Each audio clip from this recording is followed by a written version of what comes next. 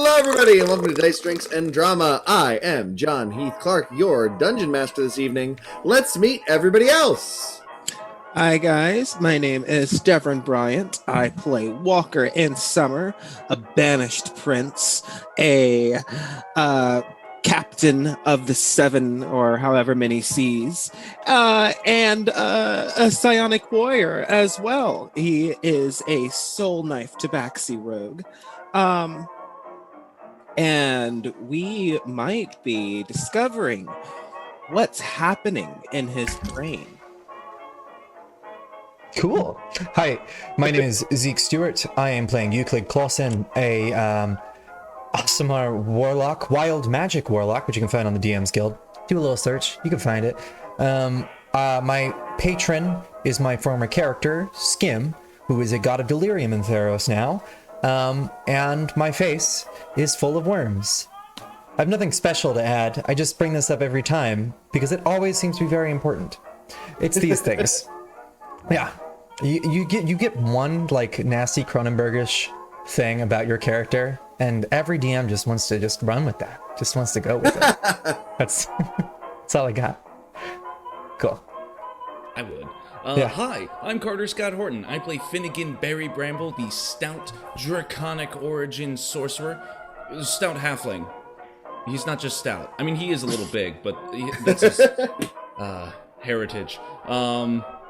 He's here in the Frozen North with friends to try and finally meet his draconic ancestor, Thavabaroth, who is maybe living in a Loth Drow spider demon maze under a mountain? Unclear. He's been kind of avoiding his familial responsibilities. And everyone's been enabling him. Always. Sorry. Hi, I'm Vic Priano, and I play Penny, Penny Jaspier, and I am a dwarf that is also a Twilight cleric, and my patron is my favorite being in all the realms, and my mom's a lich. Lich mom. So, we'll learn more about that shortly. So last time we finally went to the realm of Darius, and we saved or not the realm of Darius, the realm of the Dark Dwarves, the Duergar, and saved Darius, who was Gwen's father. Still is Gwen's father, but and then we said goodbye to Gwen as they returned to their family's ancestral home and are helping rebuild it into a wonderful place to be a haven in the Underdark.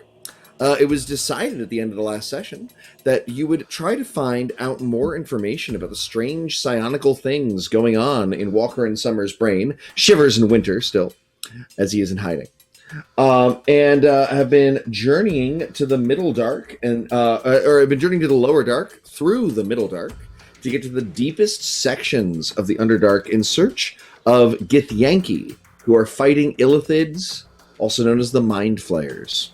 But on the way, it seems prudent to learn a little bit more about your strange new companion, who is plucky and cheery, but seems to have another facet.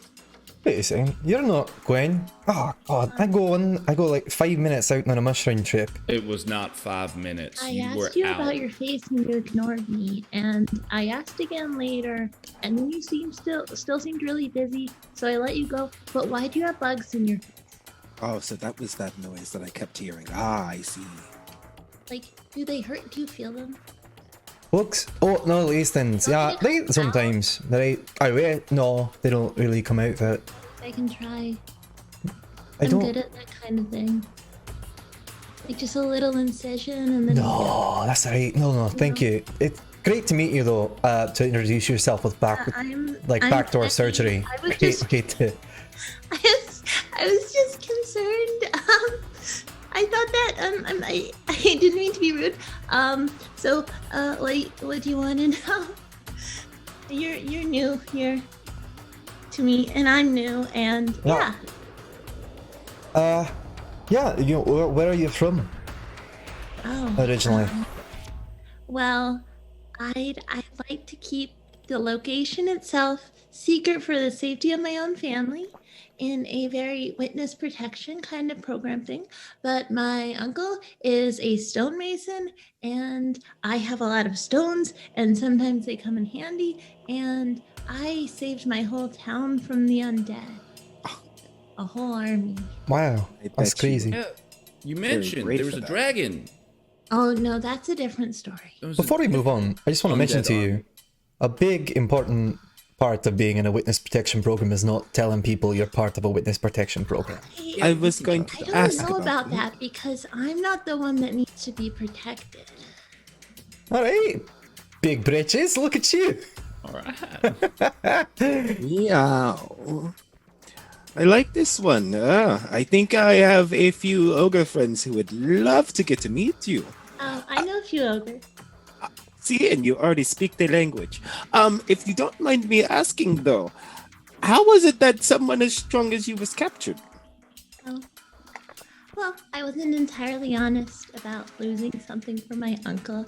It turned out the Duergar were trying to do kind of a whole thing with like bringing people back somewhere down there, and I was sent on a top secret mission from my mistress. Your mistress. Yes. You got a lady friend? I don't think she would appreciate being called such a lowly status, but yes. A friend? A god of sorts. Oh, that kind of. I beg your deity's pardon. Who is she? Should we be afraid? No. You'll probably meet her sooner or later, or maybe not.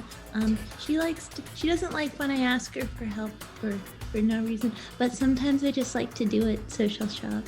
Okay. Well, whatever you do, make sure she never talks to this little one right here. He has a knack for making gods angry. And also kissing them. Oh wait, I wasn't there for that. No, that was a one-time. Heard the Calm stories. deal. It's fine. Good luck, because I've been trying that for years and it still hasn't worked. Oh, see, now you put a competition in front of me. And see, this is exactly how it starts. No, I'm gonna be different this time. I swear. No competition. No, No. Finn, you don't Yeah. like. Oh, You can't I just mean, like kiss away the pain. Know her name, okay? It's just like it's fun to kiss a god if you get the chance. It's nice. Like if Skim ever gives you a call and is like, hey, "I'm lonely," give it a shot. All I'm saying. You know, I Very can tingly. probably help you with that. I am a cleric. On the lips, like peppermint. Well, he's already been inside me. Yeah. Alright, that was too far. That was a joke. That was too blue. I apologize. That was. Oh, in the line, and you just like dove Ah, Jumped right on it. Like, I'm sorry. or you already have all these talents naturally. Why do you need to go kissing gods? What'd you get out of it? I started sailing at half mast, if you must know. Oh, I'm sorry. Well, That seems really personal, and I wasn't expecting. I didn't get it like anything. I did get these claws. He pulls out these. Oh, These are nice. What do they look like for perhaps people that weren't around? They're giant golden dragon claws. They're very sharp, and they also deal fire damage. They're nifty, but I'm not up close and personal. That may or may have not been from a before time when I wasn't as I am now. Don't think about it. I don't know. It kind of seems like it's your business, and I don't really need to know. well, let me ask you one other thing. Do you need to return to your mistress or anything? Oh. Anytime soon? How long have you been away? I definitely don't need to return. I guess I need to get a few things. There's like these revenants that are like still existing from the time I blew my whole town to hell. So like I guess I have to kill those eventually, but like until then I can stay with you guys. Penny, as you think of your old life, the town, your goddess, your magic manifests something around you uncontrollably. But what does it look like? What energy does it bring in? It's almost like a fog, and then occasionally you'll see a few crows fly above head if it needs to happen. Occasionally, in this deep, dank underground cavern with an utter absence of light, you'll hear the sounds of the crows. No, but I mean, they still see it, is my point. You guys have your own light sources, but like crows flying through an underground cavern like shadows, would be... like you'll see them on the ground. Yeah. Great. So, you are approaching the area that you were told you might find Githyanki. Githyanki are extraplanar travelers that are human offshoots that were slaves of the illithid, the mind flayers, which I have a card right here. They look like this. They are tentacle-faced, octopoid monstrosities that harvest human brains. They're called mind flayers because they eat brains. And they turned their slaves into cattle and psionically altered them, and they became a race called the Gith. Now, they've split into two factions, which you don't need to get into. These are the Githyanki, which are extraplanar raiders. They helped break free from the mind flayers, but then sort of followed in the footsteps of their former slavers, right? And are vicious, hateful, resentful creatures that's really only positive interaction with the multiverse is fighting alongside others that hate the mind flayers as much as they do. Does that make sense? So, like, they only do things because they hate people more. Correct. Oh. Now, you're approaching their underground base of operations. And you know this because there are mind flayer heads on sticks that reek of rotting seafood. Right? Even Walker is repulsed by the smell. Oh, I know. You don't like mind flayer. Exactly.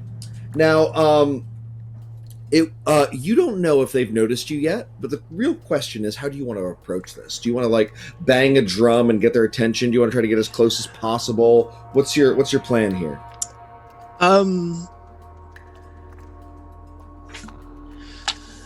Is there... Can I like just send out a psychic blast or something? Maybe they can like hear me psychically. So you're still figuring out your psionics, right? Yes. So do you want to try to focus on that? How do you want to focus on that? So take a second, look at your mental stats. What's your highest mental stat? Let's see. It is wisdom. Charisma. I thought it might be charisma. All right, I was like, that. It's back. All right, so what I want you to do is you're focusing your mind. Charisma is your force of will. So you're trying to send out like a flare into the darkness through your very sense of self. Does that make sense? Your force of personality. Roll a charisma check. So this is just your charisma, add nothing else. Just my charisma, add nothing else. All right, that is going to be a dirty 20. Dirty 20. The change is instantaneous. Little green crystals begin to light all along the passageway, and there is a thump, thump, thump, and the ground shakes. And to all of your horror, but specifically Finn's, a adult red dragon crawls from the cave, on the back of which is a yellow and gray-skinned humanoid with long, tapered ears covered in earrings. And in fact, the rider is covered. It looks at first covered in jewelry, and you see that's indeed what it is. It's ring mail, but it's dangling rings of all sorts, gold, silver, and on his back is a huge double-handed silver sword. And he says, "Who is invading our territory? Who has sent out the psionic warning, this psionic blast? We do not brook competitors lightly. I'm gonna raise my hand. Hi. Shivers and Winters here. Hello? Hello, it says, and he looks at you. You are the source of that psionic blast? Impressive, I know, yes. And he sniffs and says, arrogance. So, was it a challenge? A warning? More of a question? I'm looking for someone who might be able to teach me more about, and I pull out that crystal that I stole from the that one illithid, right? Mhm. And I show him that, and I'm like, I would like help discovering what this is. So, the rider stares at it and says, "We may know of such things, but why would we share this with a outsider?" And can I stumble in a little bit? Please do. I think it would help you. Do you have anyone you hate? We have nothing but hate until the dreadful, abhorred illithid are rended from all planes, torn from beneath between the crystal spheres, dragged from the far realm, and every one of them lies wriggling and screaming before us. Do you think that it might help with them? Like, you don't know. They might be investing in that at the moment. Make a persuasion or intimidation check, Penny.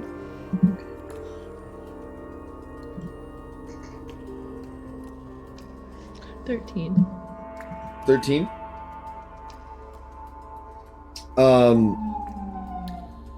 We need proof of your allyship, of shared hatred. We will look at your questioning crystal and what is happening with your strange psionics when we have reason to believe that you share our values. This can either be tests given to you by the Githyanki elite, or a trophy for each of you that would enter our home,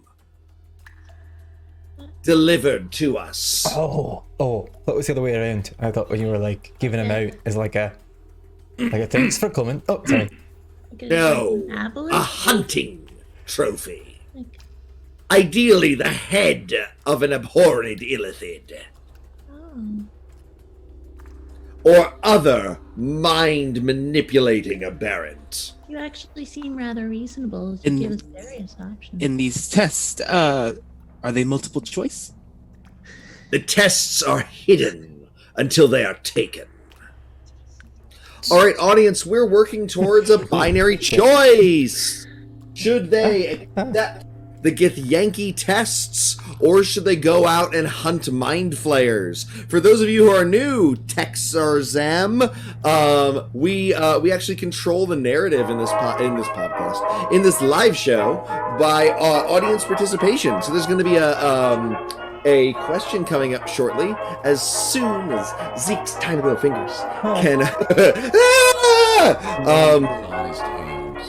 But there will be a question. But before you vote, you should hear what the party's thoughts are. We will give you a moment to decide. The Githyanki, the dragon crawls back, giving you some privacy. But dragon ears are real good, so maybe not so much. I did not come here to kill anything. I just came here to learn. If we could just do a couple of tests, maybe it's written. Who knows? Well, I mean, maybe you could learn by killing an illithid? Like, aren't they supposed to be like masters of psionics? So, like, if one time, I killed it, and I ate its heart, and I felt stronger. You did, and you also had indigestion for, I think... You need to let Penelope know that. Oh, Penelope, Also- it was horrible. It smelled horrible. I ate a dragon's heart, and I should be feared. They on the dragon tree in front of I was supposed to us. Yeah, the red dragon's little ear. I turn, and in Draconic say, "Oh, don't worry, it was green." The I red cough at dragon that. says to you in Draconic, "Ah, a brother."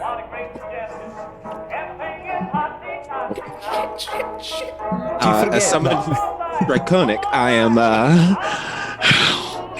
Do you speak Draconic, Walker? Yes, I speak Oh, draconic. that's right. You I was enslaved by them. dragons. Forgive me, I'm a monster. Who's a monster? This guy. All right. So what did you say, Walker? I'm sorry. Jabber. Gomjabar, the Gomjabar one, the trial. Thank you for the Dune reference. Anytime. Oh, did the vote go up and I missed it? Yeah. There's only two possibilities, and it's over now. I didn't even see it. It didn't even come up on my thing. There was only 2 votes. Do you want to do it again? No, that's Okay. fine. What won? The challenges? Yeah. Well, specifically Gomjabar, which is just a test to just, delineate the humans from the beasts. I know that. I've read Dune in the last 20 years. I mean, I've read it. Dig it. All right. I have So, Ben, Mhm. Yeah. are you related to the people that are here? Potentially one of them.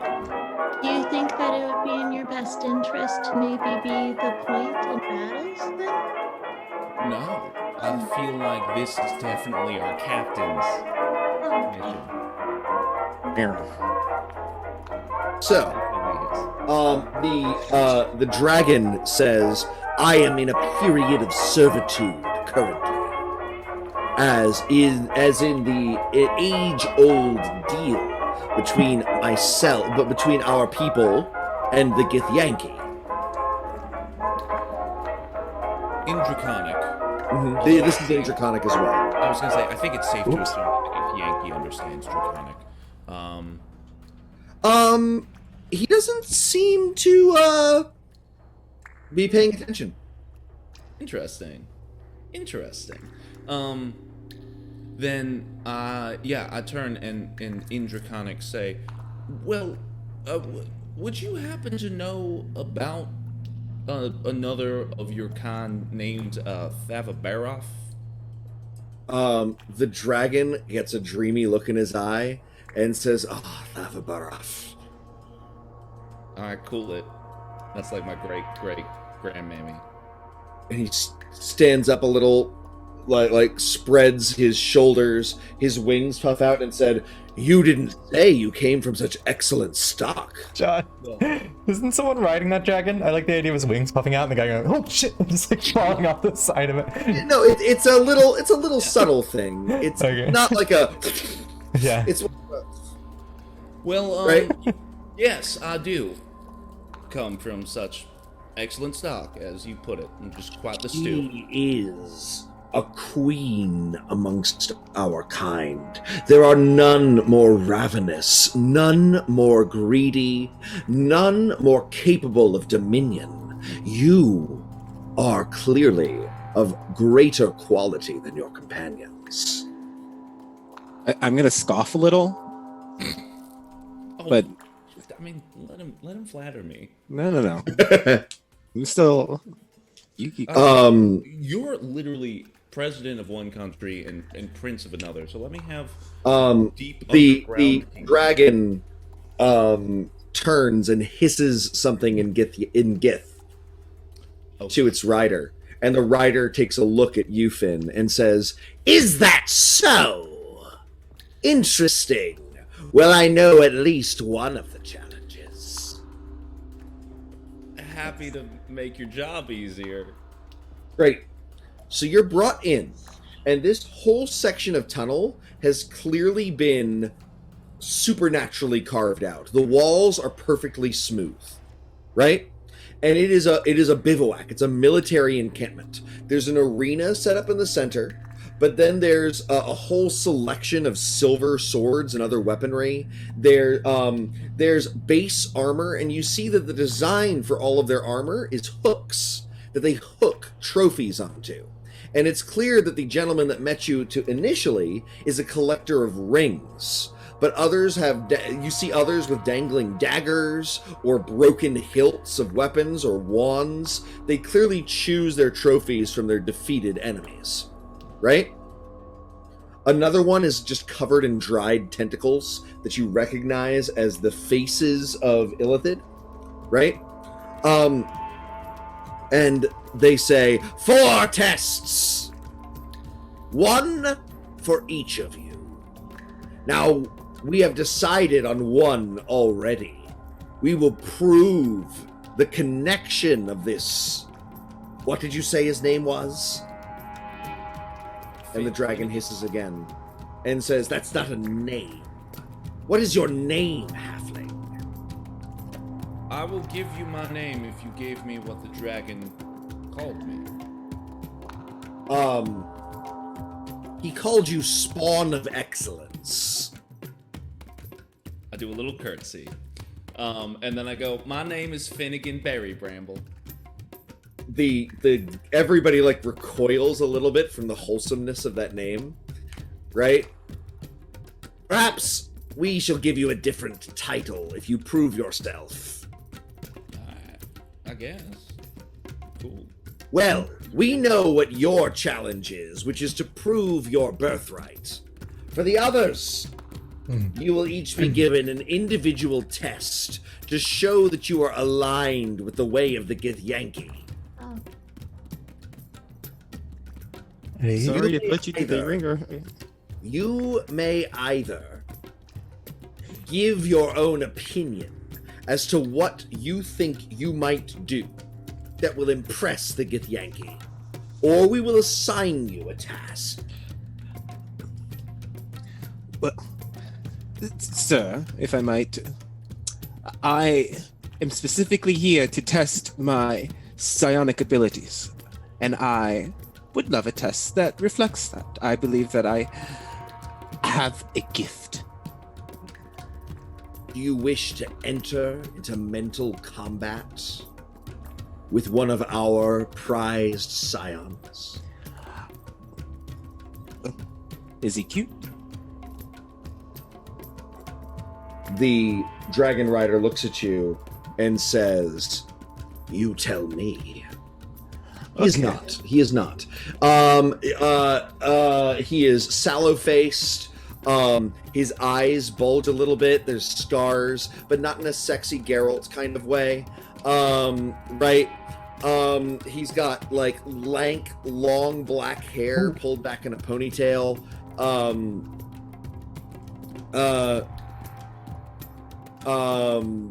Right? So, I mean, the sex would probably be good, but he's not cute. I'll think about it. Well, yes.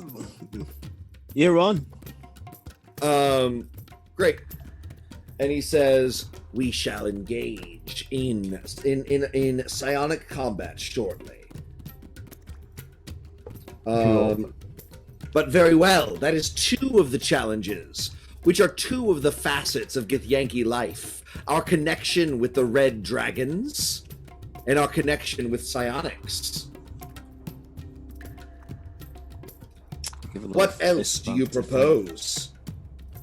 Papa. If you need help, you can make history or arcana check.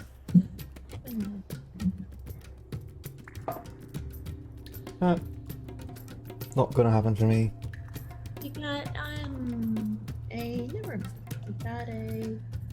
You got a 16. 16? All right. Well, A connection for you might be their worship of their Lich Queen. They have, oh god, I just forgot her name. Vlakith, the Lich Queen that rules from Tunaroth. You said you had a connection to liches and powerful women in general, considering your affiliations in, right? But the point being, you might be able to speak to like the wisdom of ruling or the wisdom of vassalship. You might show yourself you see what I'm saying? Think of how a trial might exist that might connect that part of your facet, right? The Euclid, you had a what? I got a 3. Don't worry about it. I think then I'll give this to Penny.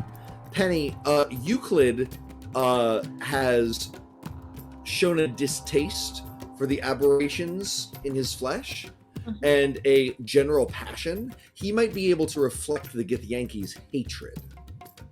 Oh, Does that make sense? yes. Their passionate loathing might be something that that Euclid could tap into and gain their support with. Euclid? Yeah. Remember how I was talking about earlier with your bugs in your face? Yeah, you don't have to call them bugs. That just makes me feel even more uncomfortable than it already does. I think that it might be really smart to maybe create your kind of thing around how much you hate having bugs in your face. You know what I actually do hate? I hate, and I will say this to the Githyanki if you don't mind. I hate the idea that I have to prove myself again in my life to a group of people I don't know.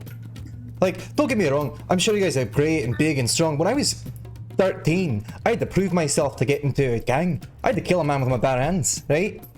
I got tricked All about proving yourself. into... Very good. signing- This is a fine test. If you will face off against and kill one of our hated prisoners, then very well. No, you misunderstand. I'm not doing this sort of thing right now. The reason why I did this was because I got tricked into getting this shit in my face. I sold my soul as a child to try to survive, but now I'm trying to I'm not doing this again. I thought my god was dead. I find out that half of him is underneath here, deep down below. I'm done with it. That might. The Githyanki seem a little shocked at your rudeness is the wrong word. Impertinence. It seems to be the feel. Make a intimidation check. Sure. To see how respectable they find it. Great. Can I give the help action? Just be like standing right behind him, like, yeah. You don't need He to. said that. I got a 26. Ooh. It's fine.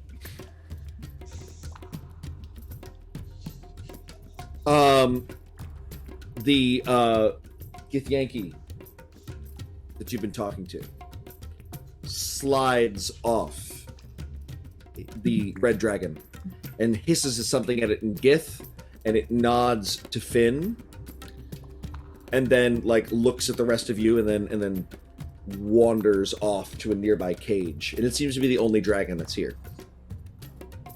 And are we... Did it throw a wink over its shoulder at you and then walk towards its bed? Not the intention. Okay. But sure. Is Are exactly we kinda still what happens. on? Are we still on?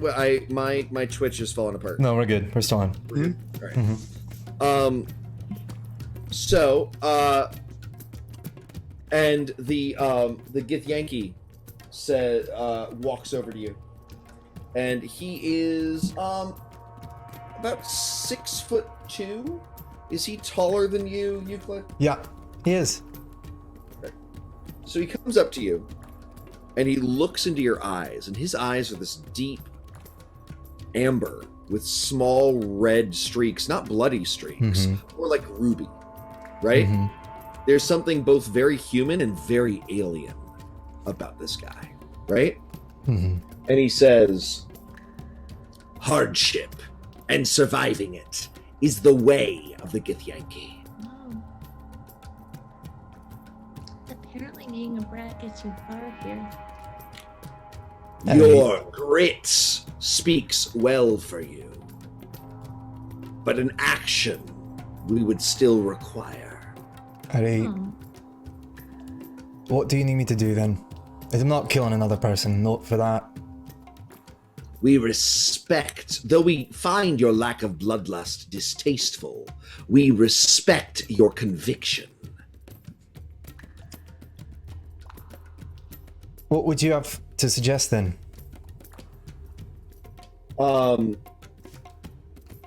He says, you spoke of your early life. We shall begin with your test, a test of hatred and resolve.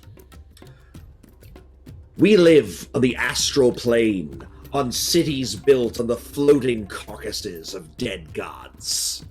Time does not pass there, so we live there eternally, unaging. When we wish for new children, they must be both conceived and grown outside.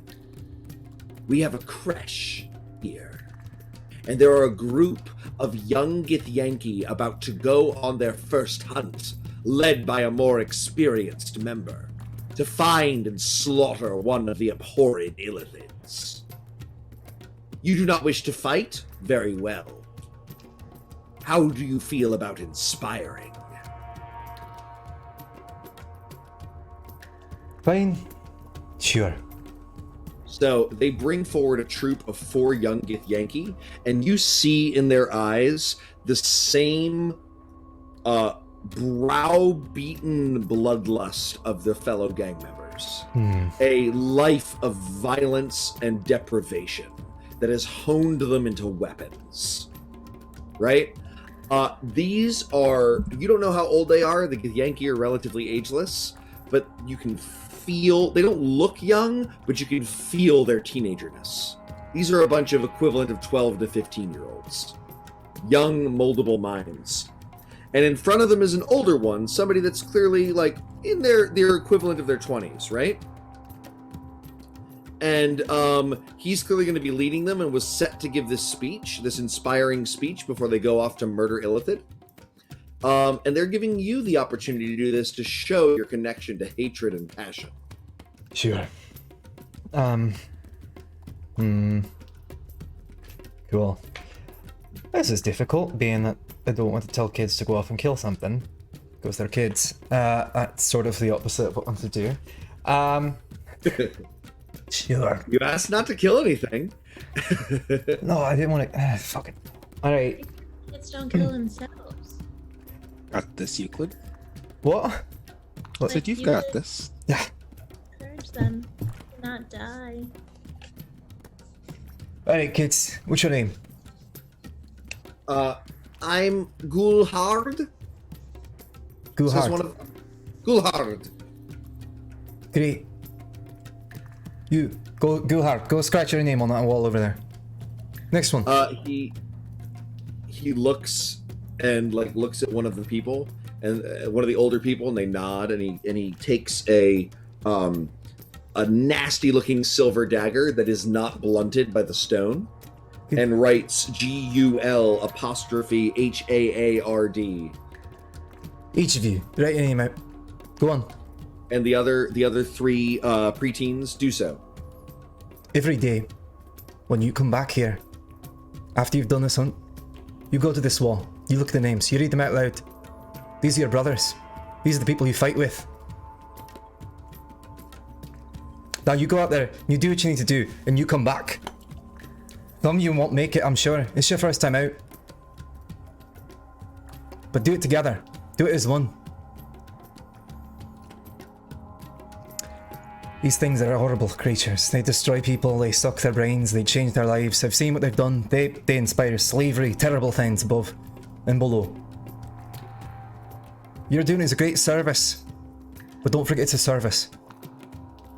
It's not just about the hate, it's about your friends around you here. And protecting them, keeping your brothers alive. None of you will be forgotten. Your names will live here forever. On this wall. And get out there and just tear their fucking throats out, eh? The older Githyanki clearly already approve, but the proof is in the pudding. Yep. And that's about how it affects these youngsters. Make a intimidation or performance or persuasion check with advantage. Oh, with advantage. Alright. Cool. Yes. You would have been making the check regardless. The content of your speech is what gave you advantage. Woo! That got me to another 26. Because of that. Nice, thank you. 26. Mm-hmm. Great. The young Githyanki are clearly overwhelmed. Oh, they also have the armor of hooks, empty hooks. Mm-hmm. Right? Even every other one you've seen of at least 3 or 4 things dangling, right? Mm-hmm. And these guys are just hook. They're trophyless, right? And they scout and other words in Gith, but they're clearly inspired, and they head out. Woo! A single test has been passed, says the Githyanki leader, and you have therefore earned my name. I am Gish Kuthrok. Gish is my title. Kuthrok is my name. I will type it for those that want it into the greater chat.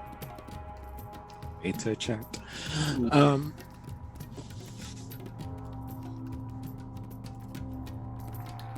Very well.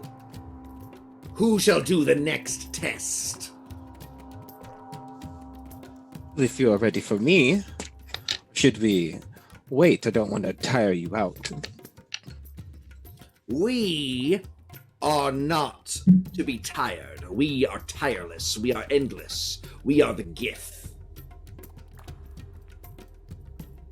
Well then, would ye like to dance with me?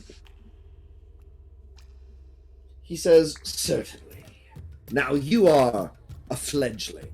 The psionics amongst our kind would devastate you in their childhoods.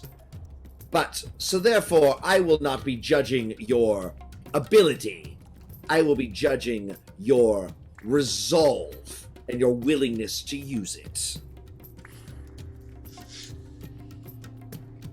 Listen, Unless you would wish for a true fight. when I gained this power, my immediate thought was how I can use this for the betterment of not only my kingdom and my friends around me, but also to protect those closest to me.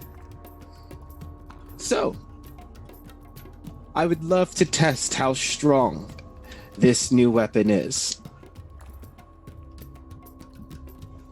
Very well. Then we shall not engage in a mind battle.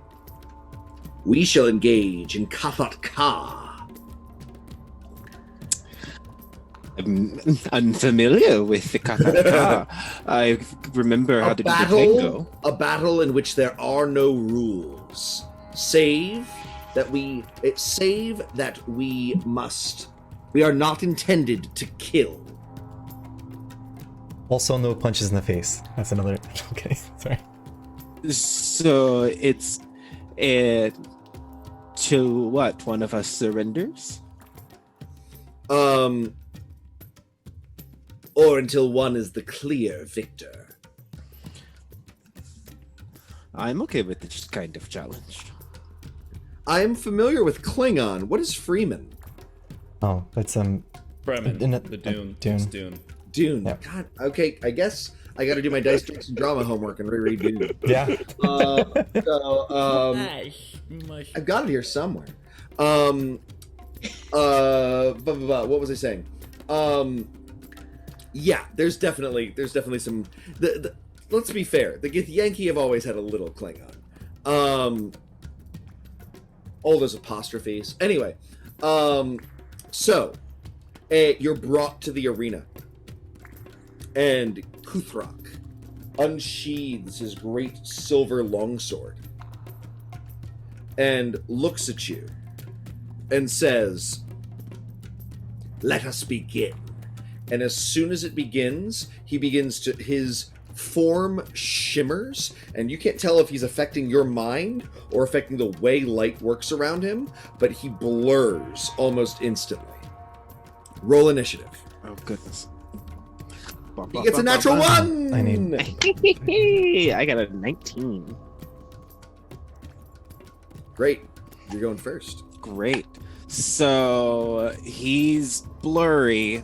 Let's just go for the straight attack first. I'm gonna whoosh, rip out my psychic claws and dash at him and hope to attack.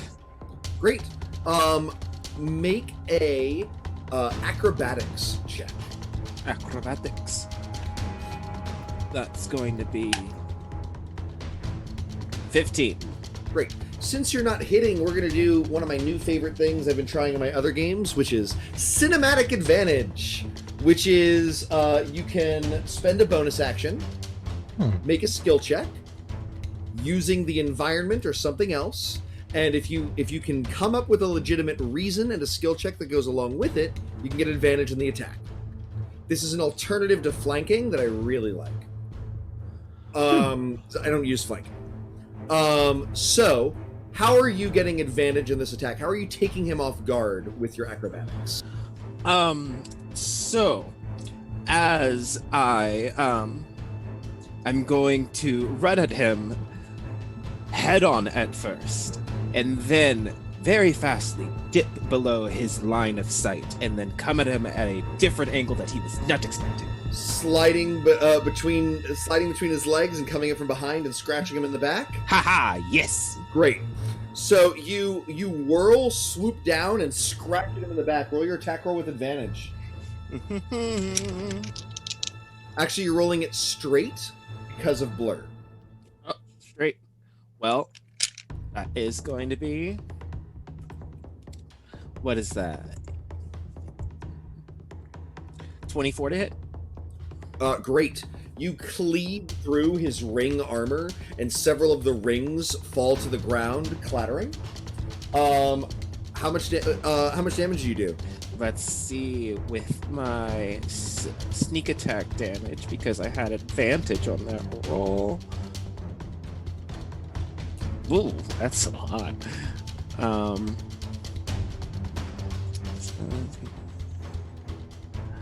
29. 29? Mm-hmm. Great. He is at 96 remaining health And I spent my bonus action for that. to get the advantage. All right. You could get the sneak attack. Mm-hmm. Great. So the next thing he does is so he's going to turn towards you, and he is going to make as though he's swinging his sword, but as he does, motes of silver light break off from it, split, and fling towards you and unerringly hit you. He's casting Magic Missile at 3rd level. You cannot dodge it no matter how hard you try. And he's not casting it, he's using his mind to telekinetically rip small pieces of silver from his sword and fling them into you. It just manifests like Magic Missile. At 3rd level, that's 5d4 plus 5. So that's going to be 15 damage. 15 damage. Great. And then he's standing back in a strange pose. You get the impression that if you approach him, he's going to get a free attack against you. Ooh, okay. Well then, I am going to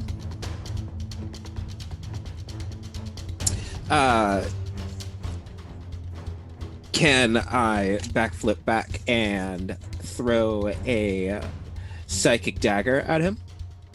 Yeah. So you backflip backwards, and then you have psychic claws, right? So you're tearing off one of the psychic claws, or And are you flinging it? I am thumping it at him. very Deku. Very Deku. The finger break kid, Yes. as I like to call him in that era of his. Great. So you flick one of your claws at him, and he's not expecting this iteration of psionics. So you're going to roll, no check needed, roll with advantage. Not advantage, straight because of his blur. Great business. That is 16. 17. 17? Yes. Great. You just barely does a psionic dagger pass through his armor and cut into him. Roll that damage with sneak attack again. Let's see.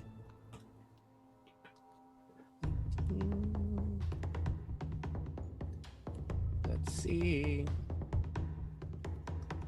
That is 29. 29? Great. So he is at 76, 87. Nope, 67. That's not how math works. As you flick the finger into him, and it cuts right into his chest above his heart, and he bye Remy, miss you. We had somebody stop in for a second. The dagger stabs into him, and he goes ah. And one of the judges holds up a severed illithid hand, which clearly has some sort of meaning. Music to my ears. I'm liking it. His screams are filling me with I don't know, maybe rage. I don't know, I like it. And indeed, as you think that to yourself, you see the tinging on your claws go from a deep purple to a purple red with flecks of black inside it. It's responding to your mood and to your emotions. And he says, you are a Keshkalar. A different style of psionicist than we are used to. Eshkalar. For some reason, I am liking the way that sounds. And he says, that does not mean that you will be able to defeat one such as me. So he runs at you, and right as you're getting into a defensive position, he disappears, reappears right behind you in a burst of silvery light, and slashes at you from behind. Oh. Twice. Why? 18 and 26. Yeah, they both hit. They both hit. So the sword itself only does 8 damage to you each time. Right? So you take 16 physical damage. But the psionic force behind the blow, he is using his mind to make the blade sharper and to increase the force of the strike. And that does an extra 36 psionic damage. Psychic damage. That's so interesting. Are you still up? 16. That's 20. Can I You can uncanny dodge one of them. Yeah. So one of those attacks, each attack did 26 damage. One of them becomes 13, which means you take 39 total. 39 total. All right, so I'm down. Great. Claw! He yells out, and the audience begins throwing various trophies down. Clearly their least favorite things are thrown to him, and he looks through them and picks up his favorite, which is apparently somebody else's ring that they threw. They know his thing, and he clicks it onto his ringed armor.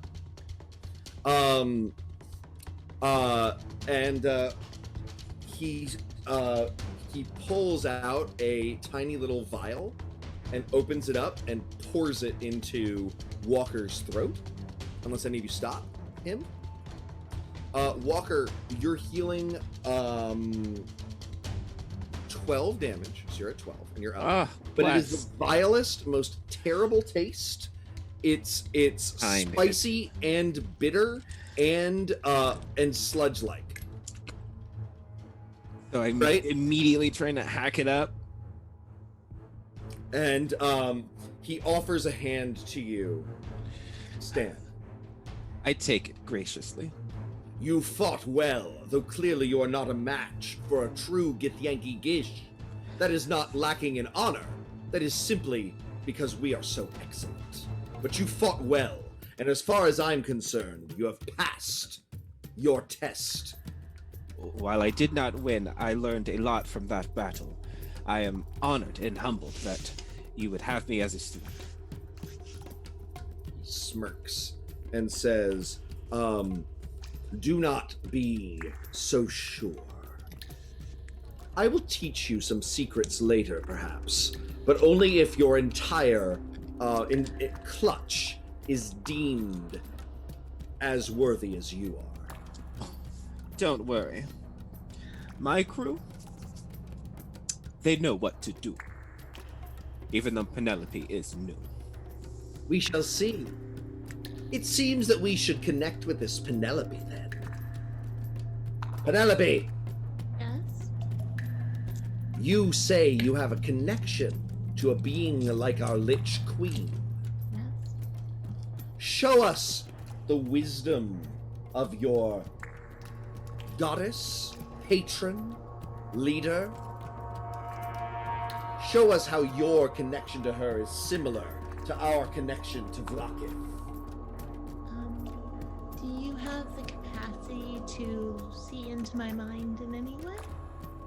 He snorts and says, of course, though we do not use it lightly. Are you offering a direct connection to your brain? I am offering you to see my ascension from one matriarch to another, and I can promise you I have the proper blocks for you to see nothing you don't want. And he says, it must be visible to our elders, the ones, and he looks around reverently, that you cannot see, but are the true judges of this contest. All right. So it will be visible to all. Okay. Well, I feel like a story isn't very visible, but I suppose. Oh, if you're opening up your mind to us, it shall be. Oh, oh, you mean show not tell kind of thing. I understand. You may tell, as long as it is helping you to remember. And he removes his ringed gauntlet, and he has a skinny hand with very long fingernails, well kept but yellowed. And he says, "We shall show everyone what you have to offer." And he goes to place his hand on your forehead. You can see it's blurry for a bit, but then you see Penny just destroying an entire countryside with her mother and burning everything. What does her mother look like? Her mother looks like she's, I'm gonna say, like 60 feet tall, and she's like extended outward, and she just has such a youthful, very childlike face, but everything else is like darkness and light at the same time. So her eyes are completely whited out, and so is just the maw of her mouth. She looks like her child, but it seems like every single bit of what was there is completely gone, and the two of them are just wreaking havoc. And then there's a moment of doubt, and things become a lot more clear, and then she turns, and she takes all of the power that she was using to help against her mother, and opens a door, and just pushes with a telekinetic hand through. She's like, "You'll be safe there." The vision has been shimmer. So he placed her hand upon her head, and it created a almost hologram in the air that all of you could see this. But it was it wasn't like a recording. It was like you were seeing an event. Does that make sense? When it fades, the images are all still in your mind. It's almost as though it happened to all of you. And this burn is from when I opened the other plane. But wait. We wish to know What about that story connects with the story of the Githyanki? That you should always protect the one that protects you, even if they go against what you believe. They look to each other and say, that is... And he says, the elders both like and dislike this answer. I understand, because I do as well. We believe that all must be given to Vlakith. We must all face, and we must give everything we can to follow our Lich Queen. And this realm did not permit her to do what she wanted, so I gave her another opportunity. Make a persuasion check with advantage. Unless that's terrible for you and we can do something Nat else. 20. Okay, well, so that's great. So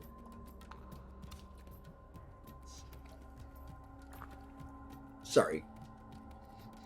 Very good. Loyalty. Protection of family. Power. Gods.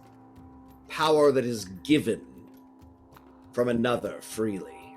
These are all things the Githyanki can understand. Very well. Wisdom. Your wisdom is accepted. Okay. That's all you want? You have shown us your connection. Do you think that you can impress us further with another story? Oh no, that's our Penny. We love her to death. Tell you anything else? I just feel like you have a really low bar. I appreciate the low bar, but like, I'm gonna put my hand He up. said, and he says, it is not a low bar. It is extraordinarily specific, easy to pass if it is true, impossible to pass if it is false. definitely true. I guess I think I'll calm down for a second. I'll go see what the other guys are doing over there. Thank you. Oh, we are still freaking out. And as you walk over there, you see a number of Gith, male, female, and non-binary, and they're there. It's like a watering hole. They're drinking some sort of thick molasses-like but strangely potent grog. Oh, so Like they're you can doing- smell the alcohol. And one of them like tips it to you, like, "Hello, fellow warrior." Hi. Can I do like a strip test on this concoction? A what test? I have a little bit of an enchantment due to my clerics. I'm gonna stick my finger in it, and if it turns a different color, it's gonna make me throw up. Great. It's definitely poisonous if you're detecting poison. Okay. But in a acceptable alcohol way. So you said if it turns like blue, it'll make you throw up? Yes. But if it turns... So it's like a turquoise. Okay. Close. Right? And she kind of moves her hand very quickly so the blood flow comes back and you don't see the the blue finger, and just drinks it real fast. Great. Make a constitution save for me. Incidentally, it has the consistency of molasses, and there are chunks in it. Ew. There's no way I threw up. I got a 17. Great. It is not delicious, but you're not drunk after you drink it. You are your mind is expanded. You feel like your senses are a bit higher and that your brain is more open. And even then, as you look, you see the lightest and faintest auras around all of the people that you can see. The Githyanki almost all have some red tone, often with blacks or golds flickering in the aura. Walker's is a brilliant forest green tinged with bits of golden light, but all of it is under a shadow.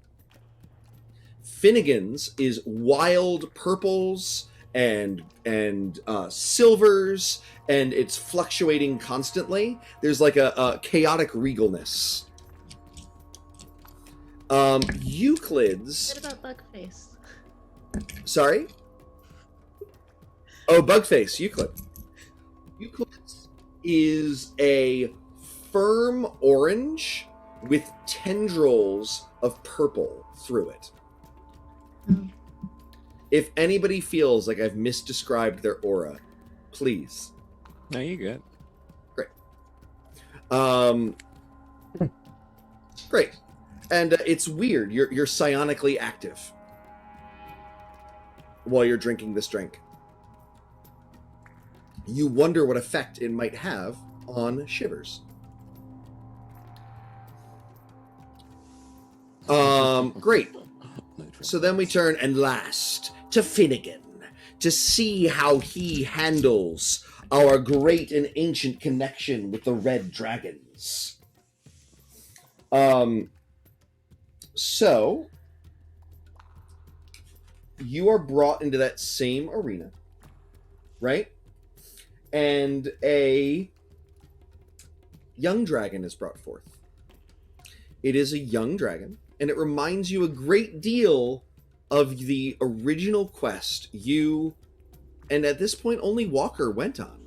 When you saved and found that young red dragon and showed him how to breathe fire and everything. This one's slightly older, and it's not the same dragon at all. And it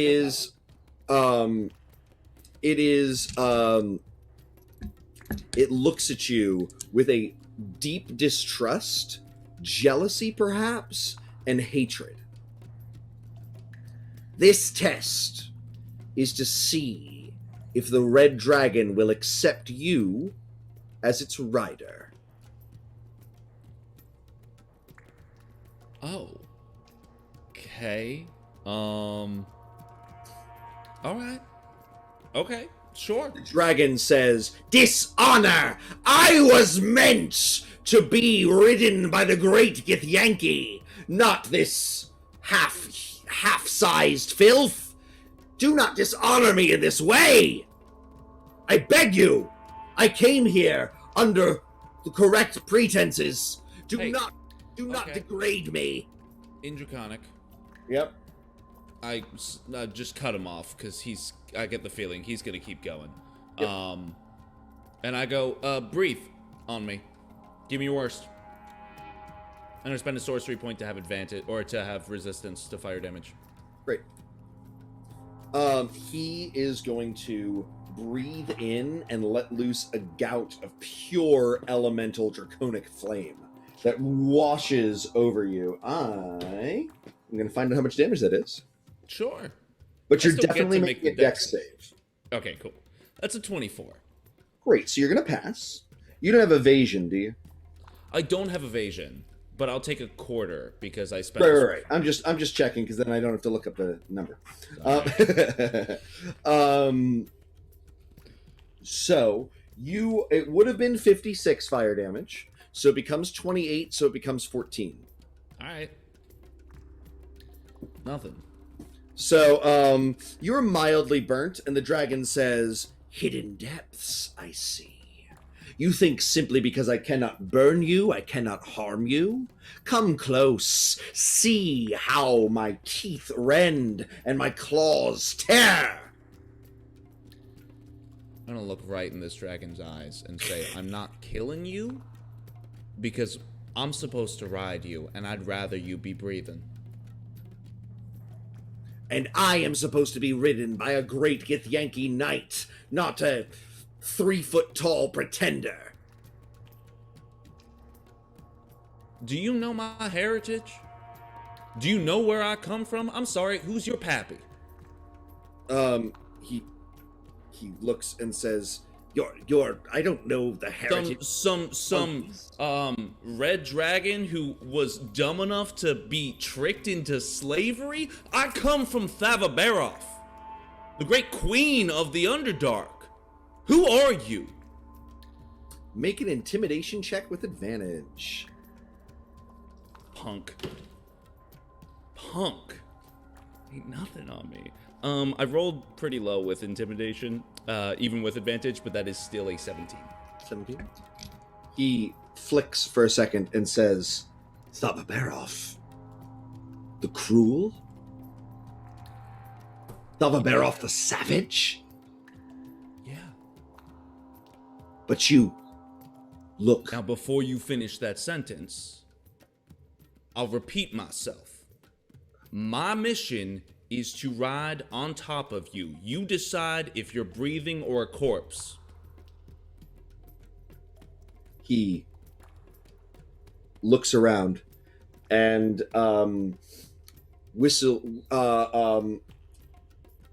whispers to you quietly in Draconic, hoping that nobody else hears. I don't want to fight Thavaberoff, but I also don't want to just give up like a punk. Can you do something that makes it look like you've cowed me realistically? Before he even finishes the sentence, I'm going to cast... everything is fire-based. Oh, I'll cast a first-level magic missile. Great. As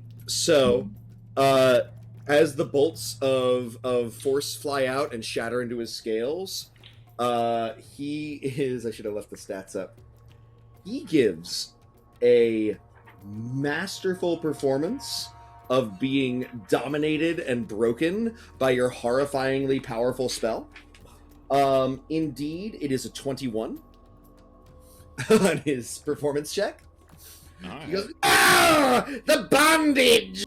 The power of the draconic sorcerers! I cannot defy! And he crawls on the ground towards you, dragging his back feet, twisting his head back and forth as if he's being possessed. I run up and I mount him. Great. No! I am dominated by this clearly, apparently inferior being that has hidden depths! I whisper back to him, you can lay off the word inferior. It's really rude. I have to keep up my appearances. Okay, well, honestly, you're a little bit of a ham, and I'm already on top of you, so we can give it up. Great.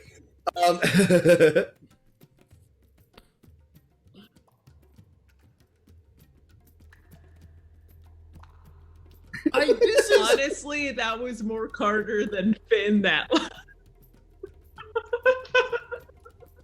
I was given the task of riding a dragon. Yeah. I did. The crowd says your connection with the red dragons is clear. Congratulations, you have passed another test of the Githyanki, and it is. Badib! Another? I do think you mean the last. Indeed, which means we shall bring you to Tunaroth. Tuna what? You have seafood And here. he takes his silver sword, Huthrock does, and he slashes it through the air, and where he cuts, brilliant, shining silver appears, spreading into a circular portal to the astral plane. And he says, join us in the realm of the mind.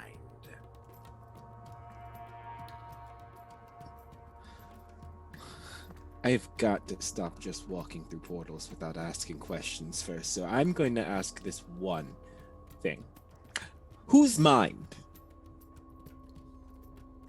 All beings. The astral is the realm of thought. Well, I guess I'll decide what I think of it when I'm there, and I'm gonna jump through. Great. Is anybody else joining? At 8, I mean, I don't know. I guess because he jumped in, I just have to do a dive roll through. Yeah. And he says, you're going into a town square. You don't need to be this dramatic, he says to the other two of you. Penny puts just a kind of a paw through the portal and expects to be wet. It feels weird and cold in the in the way that metal that is just room temperature will sometimes feel cold, right? Like sterile, right? But not. It feels strange on the other side, but you can't see unless you put your head through. Oh, no, I'm not testing what's on the other side. I'm testing that Somebody kind of like let me in that's already passed that way. Got it. I'll take the hand. The hand is an invitation. Yes. Great. And so Walker walks you through. Brilliant.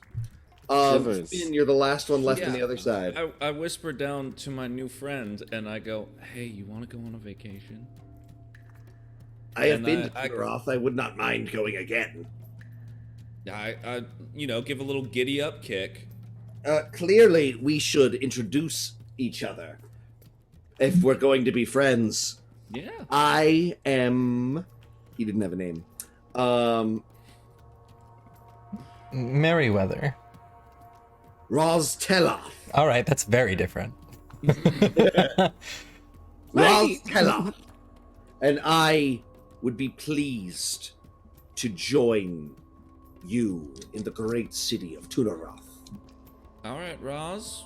Well, I'm Finnegan Berry Bramble, but you can just call me Finn because I already gave you a nickname. And Forward Ho.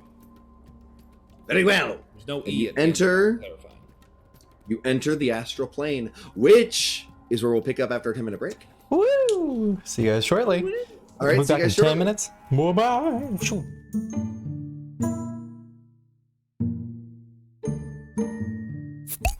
Hello, everybody, and welcome back to Dice, Drinks, and Drama. We have entered the astral plane in the great Githyanki city of Tunaroth. So, you arrive in a great, endless, silvery void with tiny little patches of color in the distance, and the only other things you can see in the sky are floating pieces of rock and debris and the occasional humanoid body.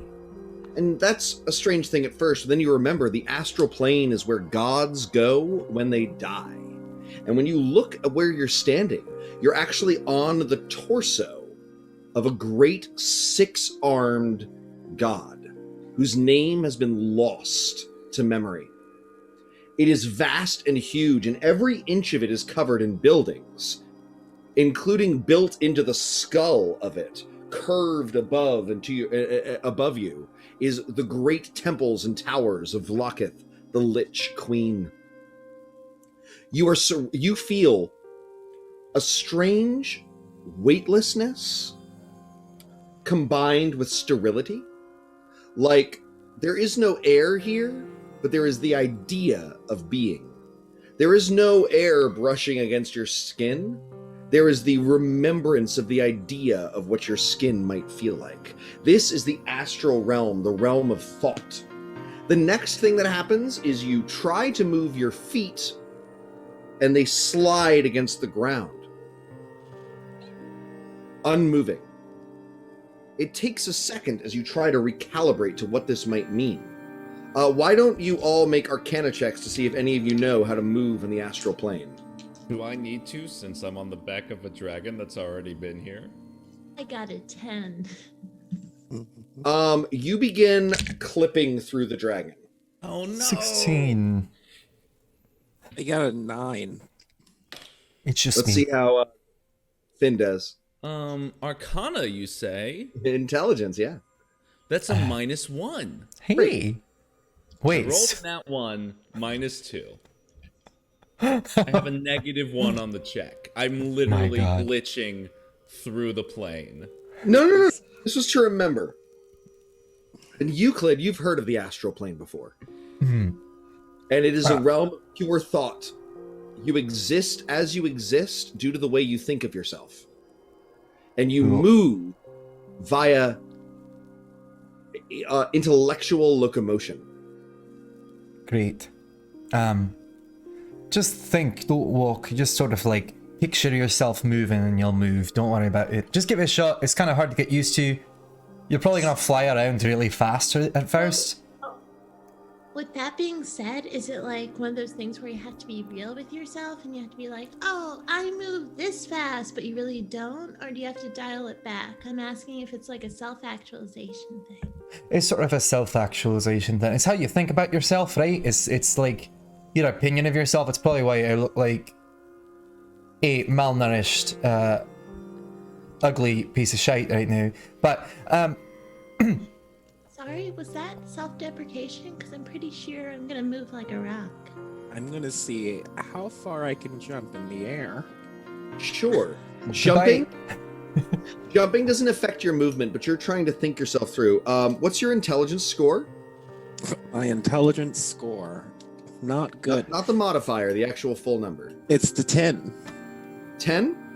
So you move at exactly the speed that you've always been used to moving, maybe a little slower. You move 30 feet in 6 seconds, the normal speed of a round. And you find yourself focusing on moving your legs because it makes you feel more comfortable. But like after a second, you're also just like able to float. Does that make sense? It's kind of nice. Yeah. Do any of the rest of you want to test your astral capabilities? I would like to. Great. What's your intelligence actual score? My intelligence actual score is 14. 14. So you do zip around. You move way faster than you expected. You move 40 feet when you would normally move. You're a dwarf, so normally move 25, right? told you. You move almost twice as fast as you expected. I'm gonna cast my mage hand to kind of block me. Sure. And the Githyanki are all standing on the ground like normal people watching you, by the way. It's also a cantrip for me. Right, no, but I mean in general, like watching you guys sort of like acclimate to the astral plane. It's okay. You're being judged, but it works. You stop moving around, you move the correct amount that you would like. And it works. Finn.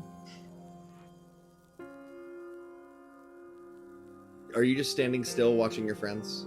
Why don't we have Euclid move first? You're right, Euclid. Sure. Great. Straight intelligence would be 12. 12? Yeah. So you move 35 feet. So you're a little bit faster. Yeah. Finn, are you just like focusing on staying on the dragon with your mind and not trying to move on your own and just hoping nobody notices how bad you are at thinking? Yeah, I'm not self-conscious about this at all. Great. You're very clear that you would move 15 feet. I know. I know.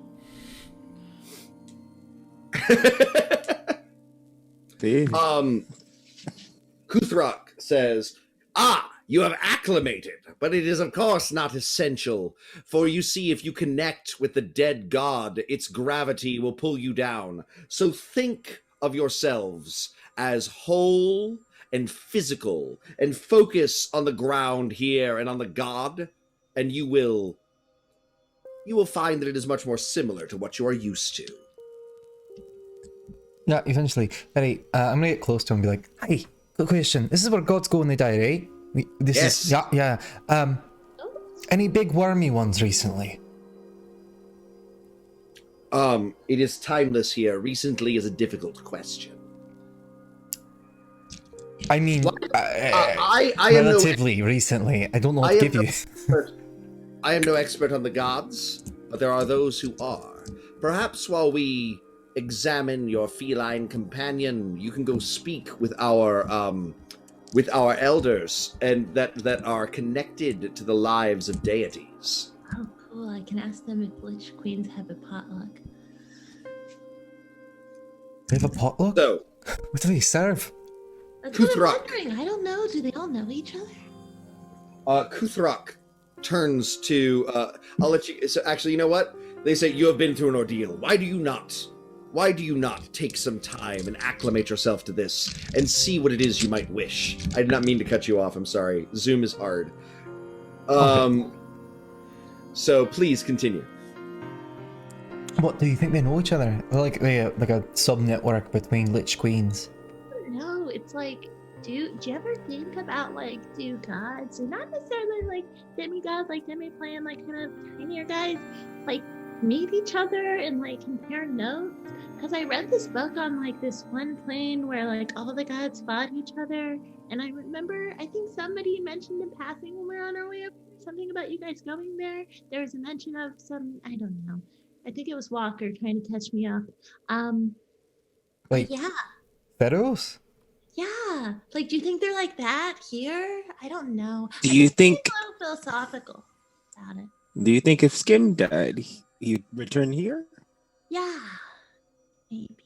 Guys, do you want to go back to Theros and kill Skim so he's here and then bring him back to the mortal plane? No. Like, I feel like I'd get in trouble if I did that. But I'd kind of do it just for that. That's my patron, dude. No. I mean, he could But still he'd maybe be your patron.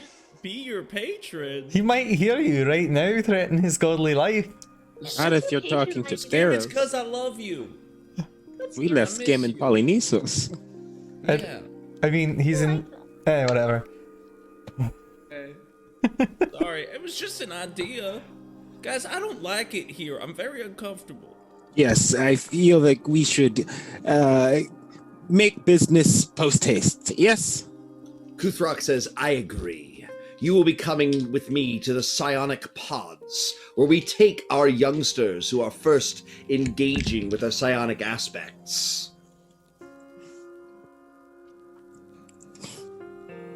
Okay. And we shall train and see if your pubescent abilities are worthy of further training. I'm pretty sure he's a grown-up. Yes, I do not like being called a child all the time, but he is right. These abilities are fledgling. And so he is going to walk you away, and he is going to say, before he leaves, he is going to say, you are all, of course, welcome on the Lich Queen's invitation to explore this city as you might. You could go to the Dragon Pens, if you so desired, to the vaults of knowledge, to the connections to the other outer planes. You could train with our warriors or learn more about what there is in with our great raids. These And he connections to other planes. Are the other planes able to sense what's on our plane that we're currently on? Sometimes, yes. There are sometimes connections to the astral through the other planes, specifically the prime and the outer planes. Oh. So do like other like creatures visit her? Does she have any friends? Who is she? Oh, you're Lich Queen. I'm just curious. She is only ever visited by the great Githyanki knights who have earned her favor. Oh. Oh, that's sad. I haven't. My mom had friends. That's all.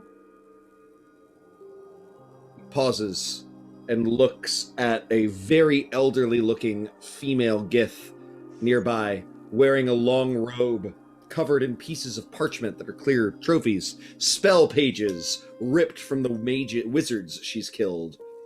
And she turns and begins walking towards the great skull at the top of the hill. And I want to murder my little brother who just wrote, if time is meaningless here, how can there be Githyanki knights? No. Oh, no. I'm enjoying all the questions in the chat. Githyanki It's my little days. brother, I'm allowed. Yeah, you got I, to go there, I'm just Um, poking the Lich Queen bear. It makes sense. I'm also gonna tail that lady. Great. So we'll visit Walker last. Where are the rest of you going? And if you have other thoughts, or if the chat has other thoughts,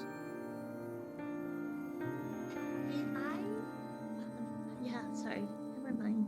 I'd like to hear what everyone else said, and then I can maybe take a reading to see on the scale of bad idea to okay idea what it is. I want to hear your idea first, personally. Mm-hmm. I don't know about you guys, but I've had a lot of experience with beings of a superior quality, and they're always somewhat corrupt. And she seems a little too chill to be true. I'm a little worried about the transactional nature of our new relationships, despite our kind of, I guess, adjunct knight status, you know? Yeah. I turn down to Roz and I go, Roz, how come the mighty red dragons serve the Gith? Like, how did that even happen? It is a mutual partnership. Is it? Because you live in a cage. It is part of the bond of servitude. Well, that sounds like a weird... I mean, a bond of servitude is not something I'd want to be involved with. That said, I have sold my soul twice, so who am I to speak? Right, come on. That is more similar to what we do. Have some pain involved. What? Sorry, what? What did Penny say? Yeah. Oh, I was saying I like consensual relationships with some degree of punishment that is spoken about in positive ways. That's not servitude, that's kinky. No, it's not. Or it's both. I don't know. Roz, how did you end up? How did our peoples end up in this situation? I'm curious about my history. Well, it is not all red dragons, but some red dragons make deals with the Githyanki. We serve as their mounts. We live in their cities here on the astral plane. We do not grow in power from our age, but we do grow in wisdom. And red dragons that spend time learning of war here end up often being the most powerful and strong when they return after their period to the material plane. So it's like an internship. Yeah, an indentured servitude, yes. You're entering indentured servitude in a plane that has no sense of time. How do you know when that ends? We do not spend terribly long here. You don't spend time here, because time isn't here. Time passes outside. We are unaffected by it in the plane of thought. I don't get it. Does it ever get tiring? Oh, it's not for you, baby. It's not for you. I just pat his little head. It's not for me. You don't have to call me baby. It's like, this is really exhausting for you, and I feel like... I am when you talk about that, there are definitely Githyanki listening, and you see a look of deep ennui pass over many of their faces. Utter boredom, and like, it's not the dragon, because the dragons are taken out. The dragons go out and they fight. But like the Githyanki that live in Tuneroth, you're absolutely right. Like, they literally have wild orgies of destruction, not actual sexual orgies, but like they bring stuff in and like break down buildings because they just get so bored they need to let it out in some way. That and getting really, really verbose. Sorry? Like their sentences last a while. Yes. Like they're kind of, I can see why they do it now. I kind of understand. Yeah. Yeah. We're having a hard time hearing you, Vic. Can you turn the microphone up a little? You're having a hard time hearing me. It's okay. It happens. I had the opposite. I'm too loud and peaking the mic. So Would I just be closer to it? Do you have gain on your mixer? I don't actually have a mixer, and I was told I sounded like Sarah Silverman, so I'm a little more concerned because that is definitely having something to do with the distance. Because I do not sound like her. You don't. I It have is a better Sarah when you're Silverman closer. voice I can do. If you move closer, it's fine. Yeah. it's better when you're closer. Better That's now? all. Yeah, it's I better. haven't mentioned genitalia once, so I don't understand. Let me zoom out my lens a little so I can get real close to the mic. I remember the only joke of Sarah Silverman's I remember is the whole like 15 minutes of her show that she spent on how dog poop used to turn white in the 70s, and I don't know what the fuck that means. See, I'm gonna let you quietly think about that for a second because it's very clear of what it means. Dog poop turning white? Is it about cocaine? Yes. I got it. I got a 6 in intelligence and I got it. All right. So, what is your Drugs. where do you want to go? What do you want to do? I'm going to try to hug against the walls because I'm terrified that there's a great wormy eye looking down upon me at all times. Like I'm just Sure. skirting against the edges of things and trying to hide. The Githyanki have been told to like let you roam unless you're trying to go somewhere too secret, and so they're all definitely like judging the fuck out of you. Fair, Right, alright, like- I don't care. I know. I'm just Yeah. you feel their eyes on you. Walker, Walker, we know what we're doing. Finn or Penny, do you know what you want to do? So I am going to go over to Skim. No, sorry. I'm gonna go over to Euclid and be like, "You want us to check if your worm gods are around here?"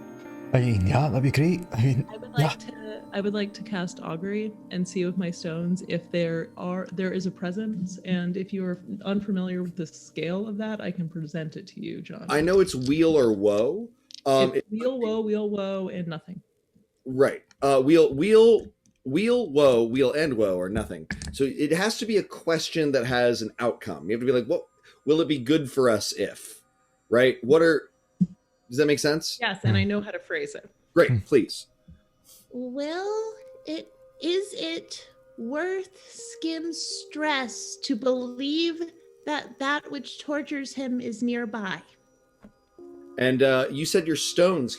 I don't think you've described this to me before. Can you describe it for all of us? So my uncle's a mason, so I have an entire bag of glyphs, and they're of different qualities too, and they're from traveling as well. Some of them are really shiny, beautiful stones that are translucent. Some are your standard, just very dark, like carved in. Some of them you can tell I made in the beginning. Some were given as gifts from lovers. All sorts of people have given me glyphs over time.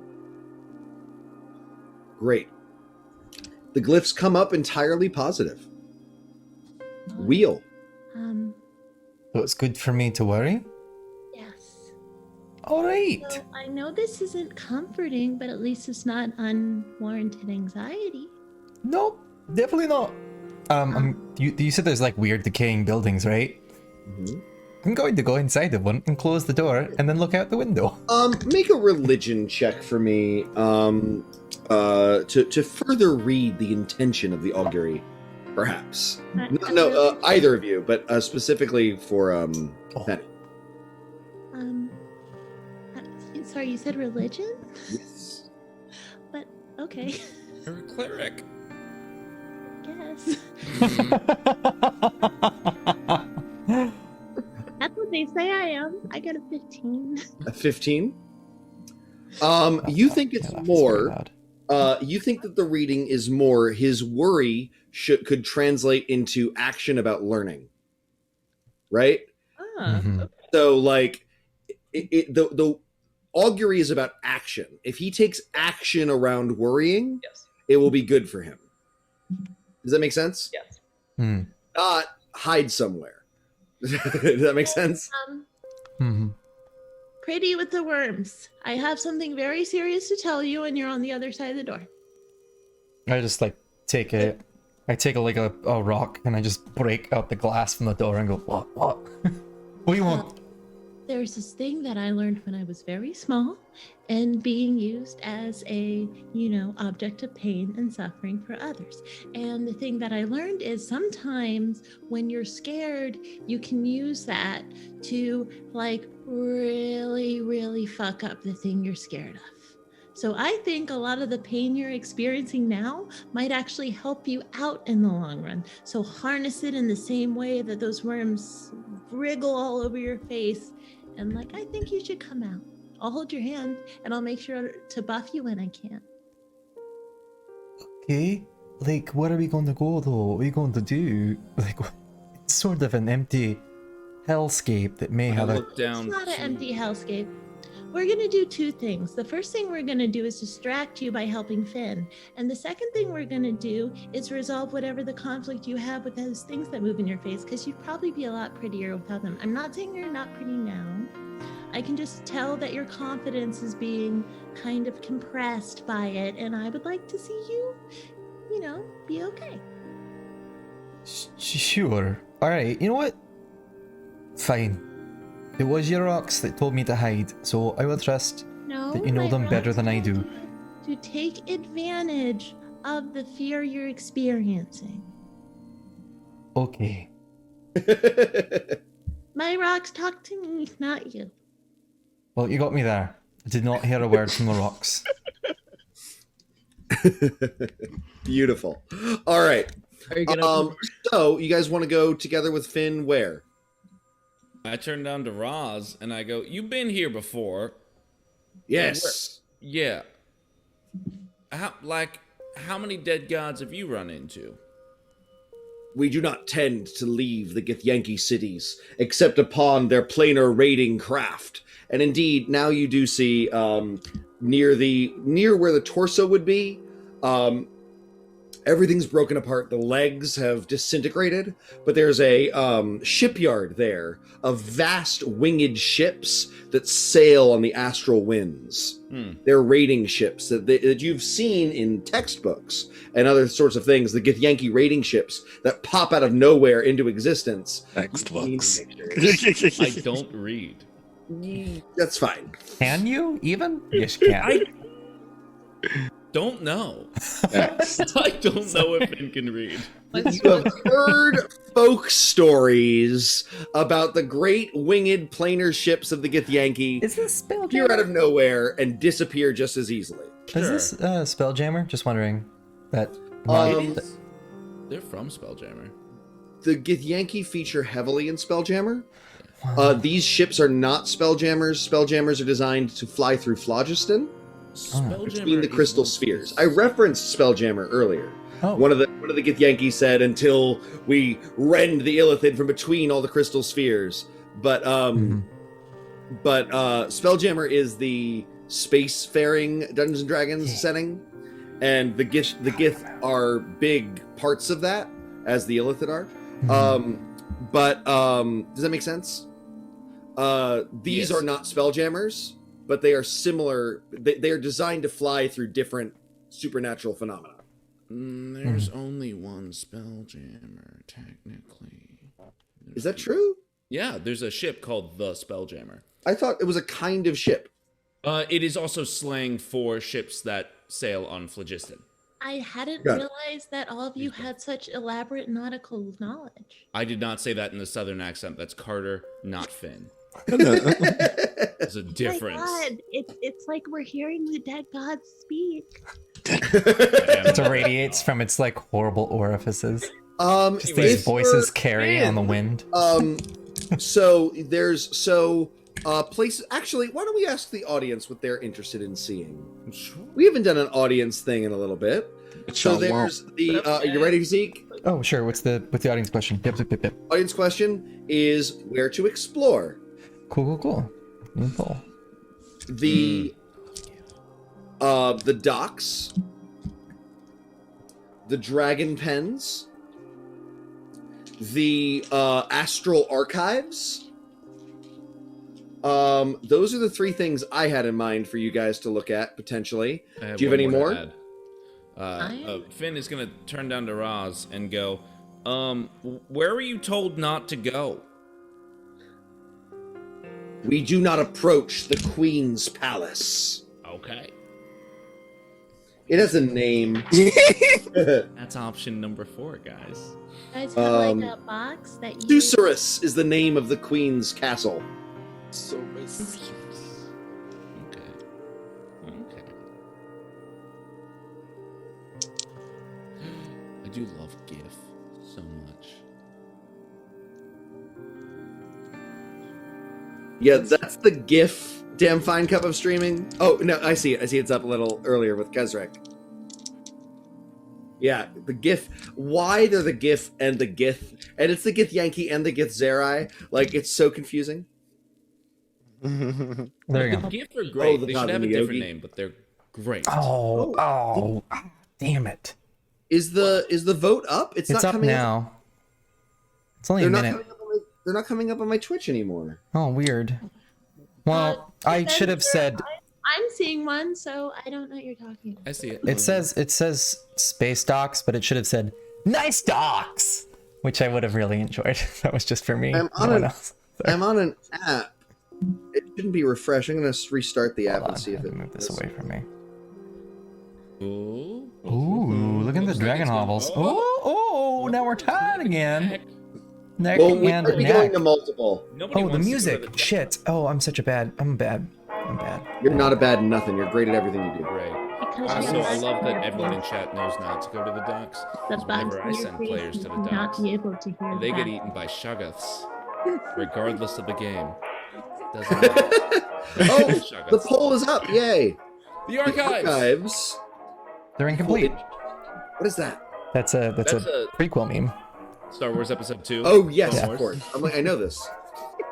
Oh, nobody wants to go to the space docks because of all the space shoggoths. It's fair. Nerds.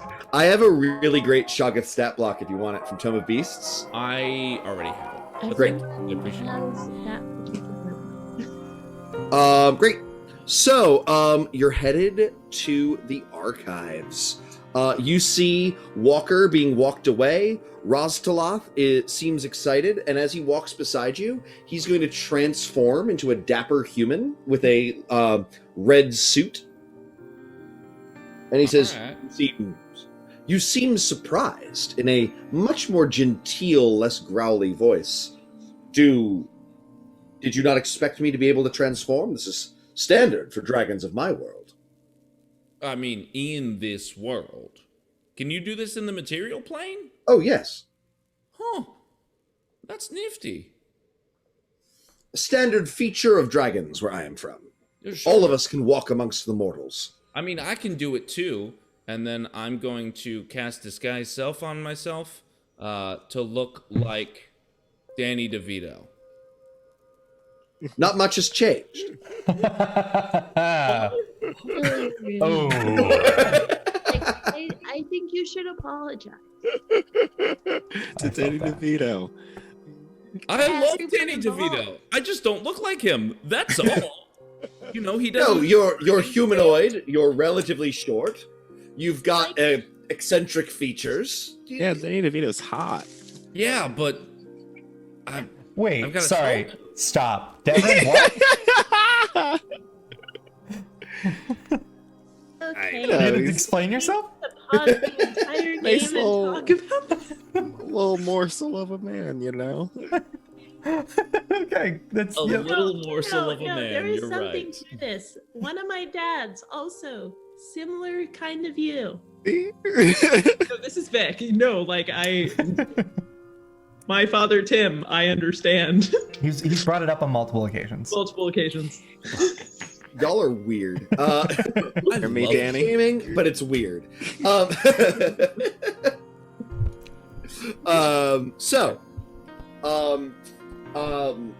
You walk to these archives, and several Yankee come forward. Many of them are wearing robes, but they have these same like trophy designed hooks on them, right? And it seemed, we were not. One of them comes forward. She's clearly female, and again in that weird ageless way. Her fingernails are natural, but very long, yellowed, right? Uncomfortably long. And she says, "We were not expecting the outsiders to be interested in our archived knowledge, but the Lich Queen did say to offer you hospitality. So I suppose we shall entertain you with what we know." I offer you an egg in this trying time. Where did you get that egg? Don't worry about it. Where are you keeping it this whole time? Doesn't matter. You want an egg? No. Question, is it an illusionary egg? It is an illusionary egg. Great. She looks at you and says, "In my youth, I might have chosen you as a consort, but not with this horrendous illusion you've covered yourself in. Oh, thank God. Jesus Christ. Why do you choose a form so horrible and terrifying?" Oh, why we got our egg on? I think the beauty is on the inside. "No, I can see through your illusions. Your beauty is on the outside often. Look. Just not right now." I think I feel like you're your views could be viewed as I don't know, very exclusive. Do you guys get novels? Do you get like magazines down here or printings of like Eurocentric, like half dragon boys consistently? What's your problem with short style Italian men? What is Italian? No, hold on. I just want to let you guys know, as a moderator, Danny DeVito has been watching this the entire time, and you just had to rag on him, and it's not fair. It's not fair. He's watching. I'm not ragging. I'm literally. This is just my ode to Danny DeVito. I love him. I'm the one being a monster, and I love Danny DeVito. I want to say thought it was funny. At some point during the session. I just got a whisper message. It's from Danny DeVito. He's saying he'll never watch again. Why would you do this to me? No. Guys, we lost him forever. Make twins too. Fine. He sleeps with Danny DeVito. Is that what you want? Yeah, I took my DMs. Oh wait, sorry. I just got another whisper message. I just got another whisper message. It said, "I heard you mention twins too." And I'm back now. I'm in. We're all good. Great. Thanks, Danny. He says, "But I am too old and too full of the death of spirit of my people to engage in such endeavors ever again. But please come into the archives. We will answer what questions you need." I waddle up. Social construct, but I respect it. Rostaloth has transformed into his illusionary form, and as I mentioned, and he says, "Do you know what you're missing?" And he removes his illusionary top hat and places it on your head. So I just want to make an observation to everyone here. Is it that you miss your druid companion and so we're turning into other people now? No, I thought I was a breath of fresh air to the like freeloading brat that you guys were dealing with before, but it's fine. Wow. Well, I mean, hey, I hung out with her dad. I know their dad. I know what's up. fair. I know things you don't know. This was a thing with Roz. Roz changed his appearance, and I thought I would. Is this offensive? I changed my physical being, so it'd be easier for me to walk in this tiny city. You put on an illusion of a strange, hairy man, except on the top. That's what the hat's for. Exactly. Excuse me. Do you guys call yourselves librarians here, or is it more of like archivists? Archivist. Is there perchance any archives detailing the beginning of the Dragon apprenticeship program? Indeed. Technically an internship. Technically an internship. All right. So, is that what you want to look up? Do you want to look up, I know you wanted to look up stuff about Euclid's worm god.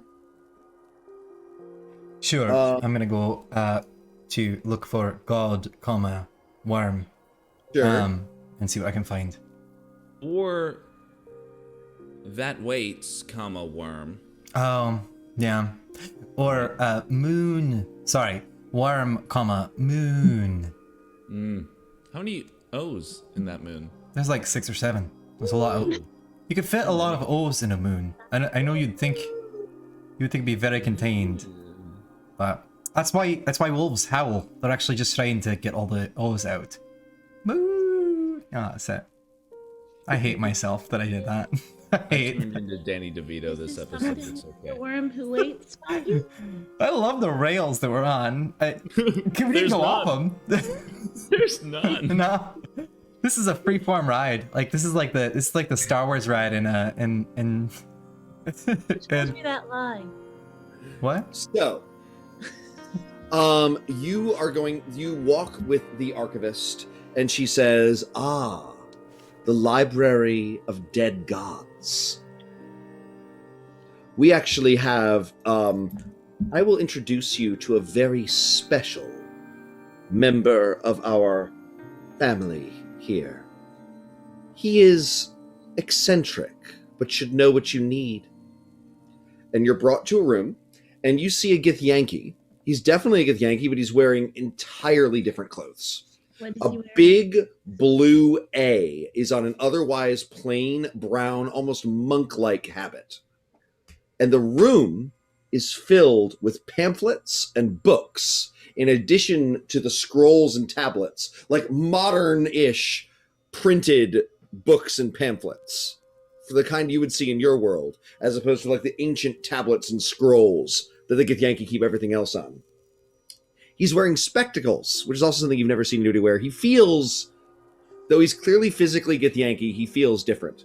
And he says, Zumahad, what have I told you about interrupting me when I'm researching? I don't...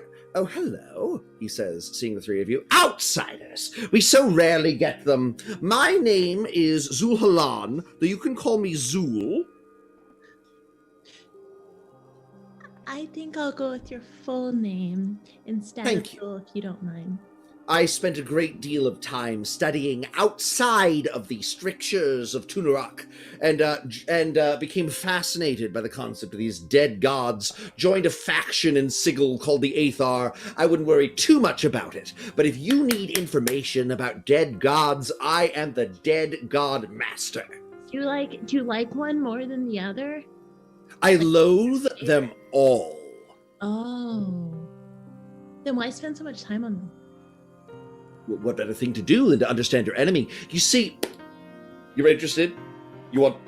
And his hand slowly begins reaching towards a pamphlet. Yes? Well, the Aethar are... And he hands you a pamphlet and says, the Aethar, are they right for me? The Aethar are a group of individuals that are focused in the city of Sigil, the city of doors, but also have many connections here on the astral plane.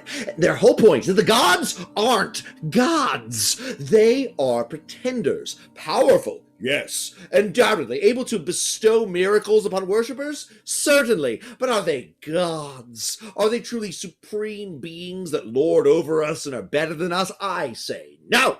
And so do the rest of the Aethar. And so suddenly the rest of you don't know how, you have pamphlets in your hands, and like he's putting paperwork and books into your hands. Read! The more you read, the more you'll know. And then he hands it to, he was about to hand a book to Finn, looks in his eyes and says, or, here, read it to him. And hands it to Penny. Love a bedtime story. It's great. This might put you to sleep too soon. Oh, Might not give you good enough dreams. I am kidding. So, he says, you came here, and if you want, I can bring you to the Shattered Temple in Sigil and induct you into the ranks of the Aethar immediately, if that's what you want. Honestly, I think that given what your current state is and your desperation to connect, I don't think we'd get enough out of it. You seem like you need more connections. And then Penny puts her hand on His and she's like, it's okay. We want to help. Oh, help! Wonderful! I could always use more help going through my archives, learning more about the gods that have died and what killed them. So, because of course that's the ultimate goal, is to kill them all. So they don't lord over humanity and take advantage of us anymore. Yeah, Read the yeah, paperwork, totally. you'll understand. Euclid, what's the name of the guy that you're looking up right now? Oh, do you happen to have anything on the worm that waits? The moon worm? Please go on. Yeah, the other side of there's a worm that used to be on the moon. He gestures and he begins to move incredibly quickly. He's cast haste on himself, and he Haste. begins to fly through the archive, pulling out books, looking, putting them back. In the space of seconds, he returns and collapses, and he says, that takes a lot out of me. Give me a second. So, yes, the worm that waits. Interesting. Elder deity, or elder being, not necessarily a deity, but close enough that he ended up on the astral plane and we count him. Further proof that the things that call themselves gods are not gods. So, if they're similar to elder evils, they're not gods. So,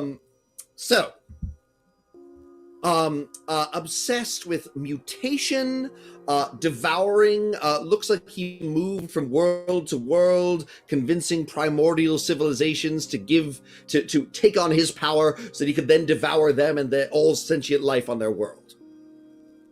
Are you from a world in which all sentient life was devoured? Not yet. Oh, well, good. Well, he did die about 3 years ago. Yeah. So, but interestingly, his body almost immediately disintegrated. Okay. Which has happened when gods have been revived before or transformed, or in other cases, but he certainly died.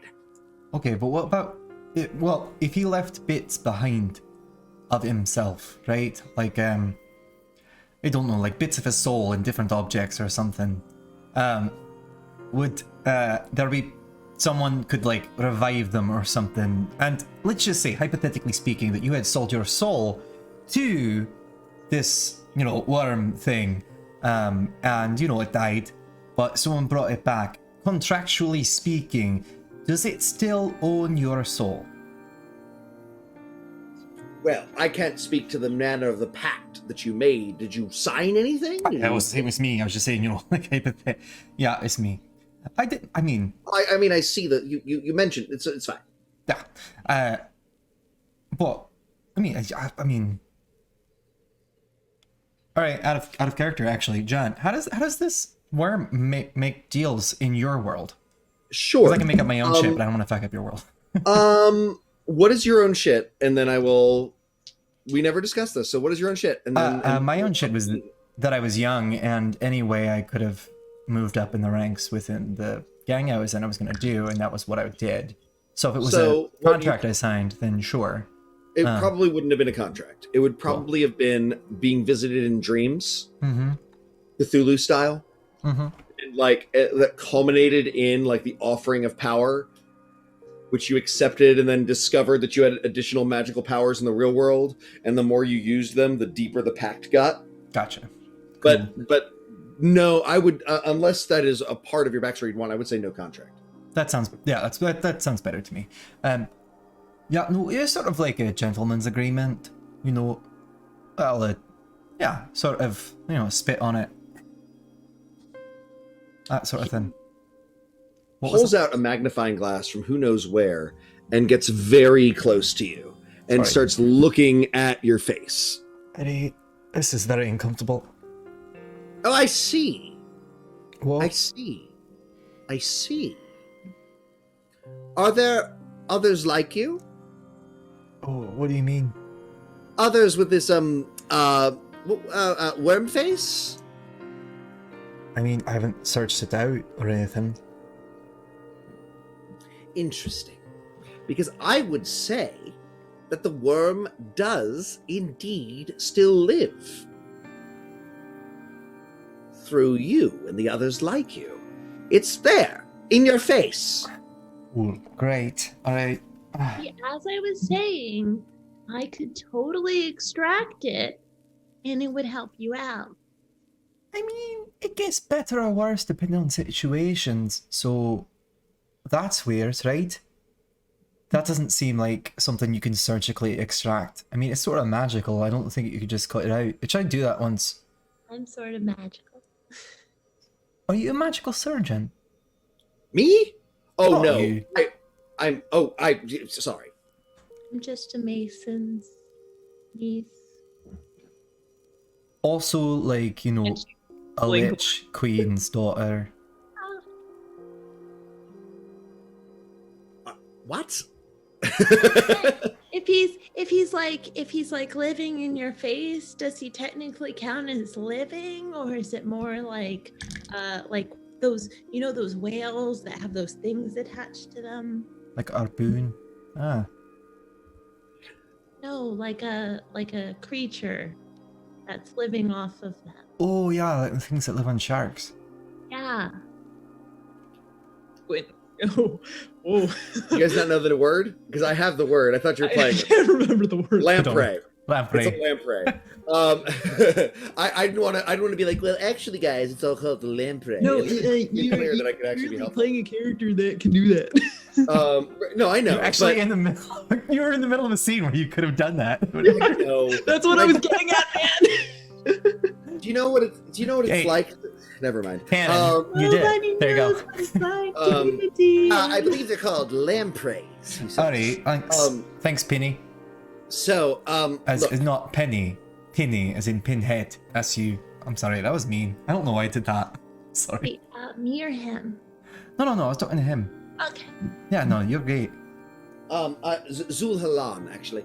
But Alright. what I was going to say is, it's like this, but also probably in other consecrated sectors, right? There's probably more. You've got a little bit of his biomass within you, you know, a little bit of what's keeping him alive, feeding on you, like a lamprey, but almost more like a spiritual tapeworm, right? But there's likely larger bits of him still about. You said on the dark side of your moon, I guess, yeah. which is, I heard about these. There's some gods and goddesses of the moon. These are giant circular rocks that orbit the things that you live inside. Yeah. Wild. There's like a doorway, like less than 50 feet back or something. You could totally just walk through it and look up and It's underground, first of all. And how do you know that? I've been what? How do you know I've that? been. Okay, alright, sorry. But well, and he pats his greasy black hair. If I spend too much time outside, I'm reaching that age where you begin to lose some of your biological luster. And I like to stay here where I shall never age. Alright then. All My you guys perfect talking look. About your prime, wearing out, and are you guys just vain, or are you guys decomposing? Point of order, all sentient life is constantly decomposing. Yeah, honey, I know. That's not what I'm getting at. I understand that. I'm dying every day, but I still It's just so let's move past. Just how do I know the greatest archivist in possibly the universe? I love it. That's Euclid's laugh now. I would try to find this mass of biomass and attempt to I would try to find sources of this, perhaps on your moon or in other secluded places in your world where it had power. And, see what you can do. So your immediate suggestion is, find places of power. I feel like anyone that looks at stones would tell them that. Is there anything else? Well, it's finding the remnants of this thing that has pieces living within him. It's not generic places of power. It's the actual body. Yes? Is the worm related to krakens?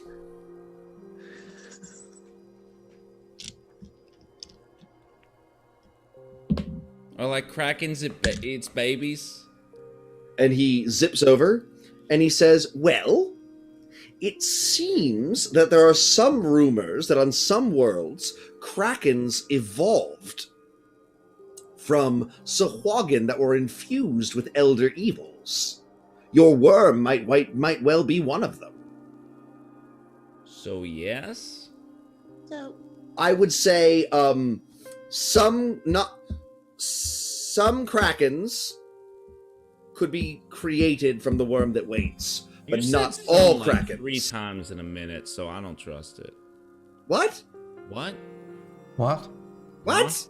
What? Huh? What? How? He said some a bunch, and I don't trust it. Alright, I'll take it. shouldn't What? trust people that live in one room for most of their lives. It's fair. But the point is, I would say that yes, an individual kraken might be a powerful sign of the worm. You know that individual kraken? No. You said there was an individual Kraken. I said What's his any name? given individual Kraken might Did you be say given. given. Okay. Right. If I go there and I tap in, is it going to take me over, or am I going to stop it? Can I like dispel the garbage, or is this just like straight up, like just go there, figure it out? You know, like do an experiment, like you aren't a living creature. I would say destroy it. All right. That's my recommendation. If you're trying to get out of this bondage that you've experienced, go to these places, find these remnants, and destroy them for good. Oh, go ahead. You first, Pin. Hypothetically speaking, if this place exists, wouldn't it be a place that might not still be accessible even in the planes that it was? Like, I know that a lot of the times when it comes to the essentially folklore of what you study, it's sometimes these places don't really exist. They're kind of in the abyss. These places of power. I think that there's probably going to be some metaphysical mumbo-jumbo associated with these places. You're not wrong, but I also think what I'm seeing is a being that is attached to biology. Look at how it's insinuated itself into this young man's physical form. I think what you're looking for are the pieces of its body that have been spread out when it was shattered and killed.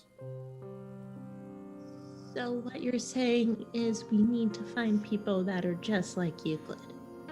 And large quantities of simple biomass. But that's pretty much the same thing to some degree, wouldn't it be? They're two facets of the Oh. same crystal. I understand. So, that was a fun intellectual exercise. Any of the rest of you have any questions about dead gods or joining the Aethar? Do gods make friends with one another? Yes. Oh, crap. Just like humans do, because they're basically just extra powerful humans. Where's the cemetery Here, for the dead gods? you're standing on one. You're standing on a dead god. So do they bury the rest of the dead gods in this dead god? Is this the biggest dead god? No, there's. He opens like a little blind window and points and says, "See, they're floating out there. They're giant and they float." We are the cemetery. It's us. We Are the Cemetery is a really good rock band name. I just want everyone to know that. We'll circle back around next homebrew. All right. That's definitely, yeah. Can you write that one down for me? Thank you. I got you. All right, thanks. So, Walker. I'm going to jump over to Walker. And maybe we'll come back. I just want to make sure I have time for Walker's scene. Walker. You're brought to a dome. A domed room that is otherwise utterly featureless. And it's just you and Kuthrak. And he says, "Your psionics are different than ours. We must see what it is that is within you and how you have manifested these powerful personal abilities." I'm going to rip open my psionic claws again and notice the color of them. What color are they this time? How do you feel? I guess nervous. So they are a lime green, and they shiver in the air. Interesting. These claws of mine. So he says the way our psionics work is we connect our intelligences with the essence of this plane, and they enhance and create and give us this mastery over our own minds. But yours is not emblematic of the mind or the will. It is your emotions, your mood, your personality. So the stronger my personality, the stronger my claws should be. So this should be a piece of cake, eh? He tilts his eyebrow and he says, "I spent a century studying psionics, often in this very room."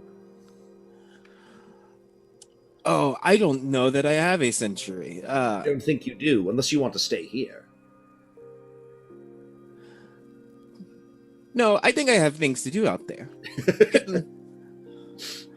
Is there a crash course I can take? Exactly. Now, I want you to focus your personality. Focus your mood. You do not seem, if you don't mind myself saying, a terribly disciplined individual, but marshal what discipline you have. All right, I can do that. And I can remember my training on the training I got on the pirate ship when I first got taken to Tekatawaddle as a slave, the training I got from Stormseeker when I got there. You know, I can do something. Roll a charisma check with proficiency. That is... I'm going to use my daily inspiration because might as well. And it's the same number. I hate that. Charisma, that is going to be 11. 11. So it's it's not what you want it to be. And he says, This is what I speak of. We must discover the source of this, for it is an unnatural energy that you are tapping into. It is not magic. It is a deviancy in your mind. Now understand that this is how the Githyanki work. We find that we come here and we break our brains in the way we would like to in order to control these energies. Your brain was already broken by something. Yes. What? Broken by life, I feel. I've not... It's been very hard.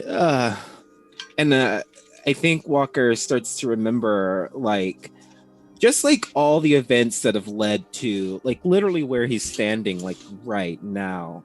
The capturement of a young child, the enslavement of a child, the overworking that he had to deal with, the beatings that he had to deal with, the servitude when he didn't want to, just all of that combining is just like, and even still after all of that, he feels responsible for the happiness of others. And even though he wants that happiness for others so badly, it's taking something from him every single time.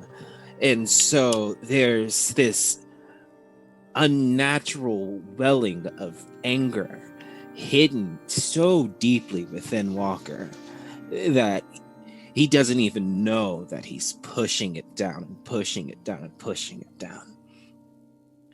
And so I felt it a little with our battle. My claws, they became different when I felt you cry out in pain. Maybe it's as you say. Maybe it's the rage that I can use. Well, perhaps. And that trauma, that anger, that passion will all be useful for you once we discover the source of your mental break. And I don't mean this like psychologically. I mean an external force. You mean Sometimes like when somebody the is born in a Duergar strange... attacked me? No. This would be young. This would be I'm very distracted by all the tequila nonsense. No, I can do two things. Trying. Usually the chat is an inspiration instead of distraction.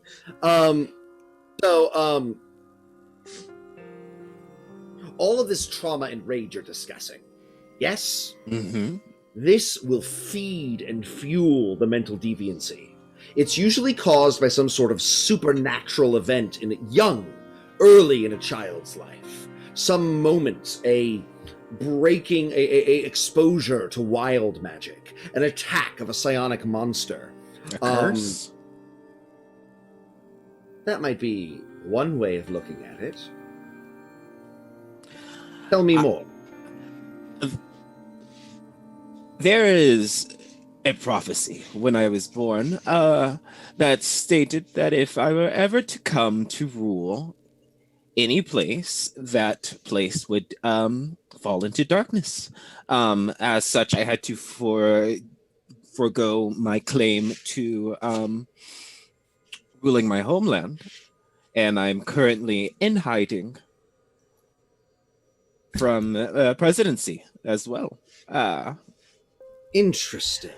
I don't know truly if it's a real curse. My brother seems to think so. My family seems to think so. Most of my people seem to think so.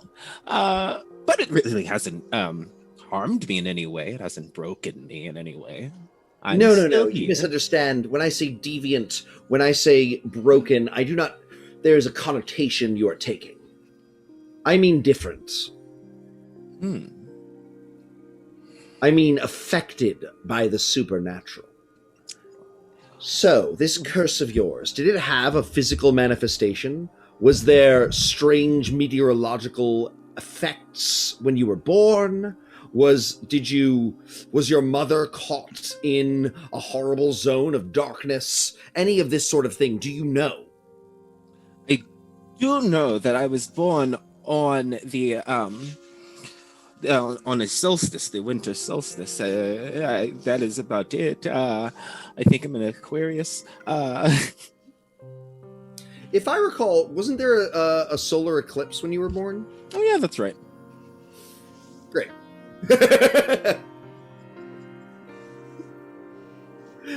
Great. Forgot about that one. So he says, that is it. And so he suddenly, I'm going to roll for this, grabs you by the neck and grabs you by the left hand and throws you against the side and says, throws you against the wall and says, rule!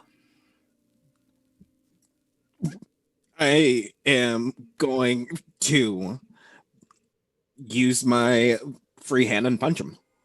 Great. Roll an opposed athletics check. Dice on the floor. I need my stats up again.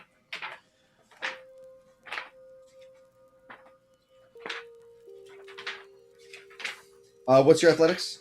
My athletics is what, +2?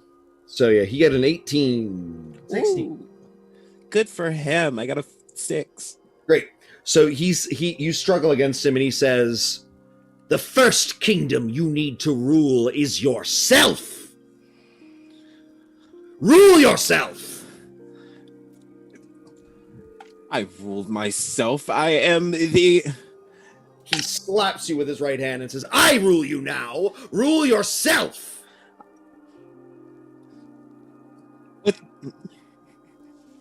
What does that mean? What does that mean? What could I do? Figure it out.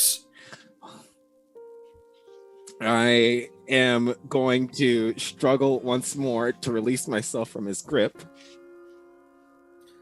Great. Roll another athletics check. This time with disadvantage. You're losing strength. He got a 19.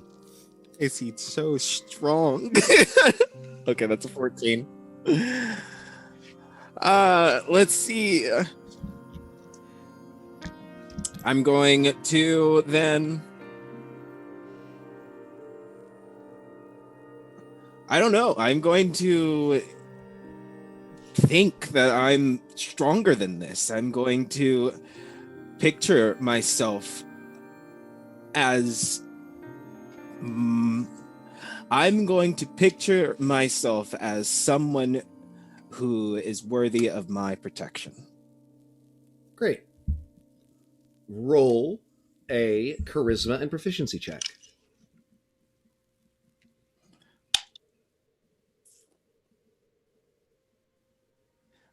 That's a nat one. Great. You begin to sputter and fall all over yourself. Like you're falling limp. And he says, "Pathetic! You can do better than this." And he slaps you again. "Rule yourself. You are a born royalty. You should have a sphere of influence the size of a continent. Instead, it does not even go beyond your own brain." You lay your hand on me one more time. He slaps you again.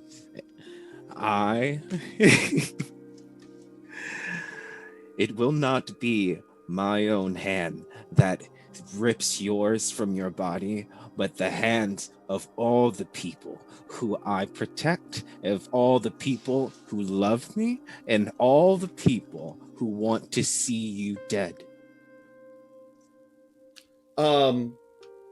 And then you're suddenly free. You don't know how. You fall to the floor, and then you continue passing through the floor. And as you look, your black fur has turned into pure darkness.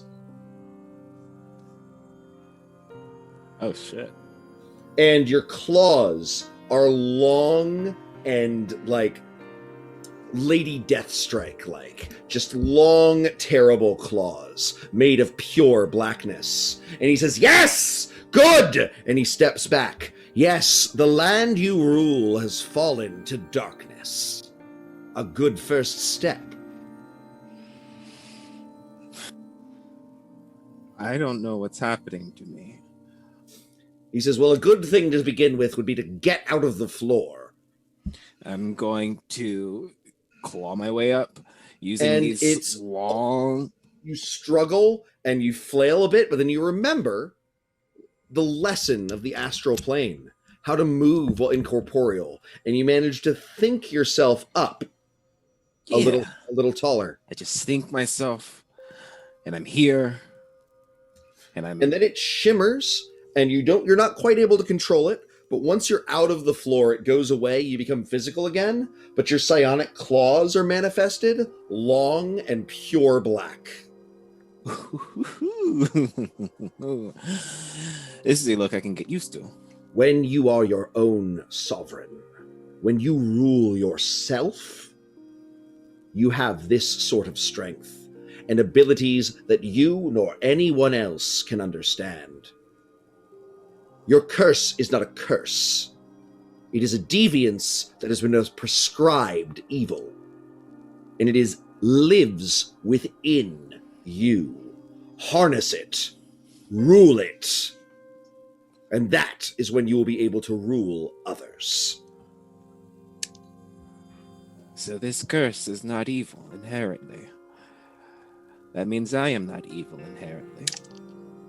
It is the prejudice of those outside that determine good and evil. You are but what you are. And I will try to use this power for myself. Good. Do you rule yourself? I rule myself. And he picks up a spear, and he says, "Do you trust it that you rule yourself?" I know that I rule myself. Let's see. And he's going to throw the spear at you. And it's unerringly, and it's coming right towards your chest. Roll another charisma check with advantage.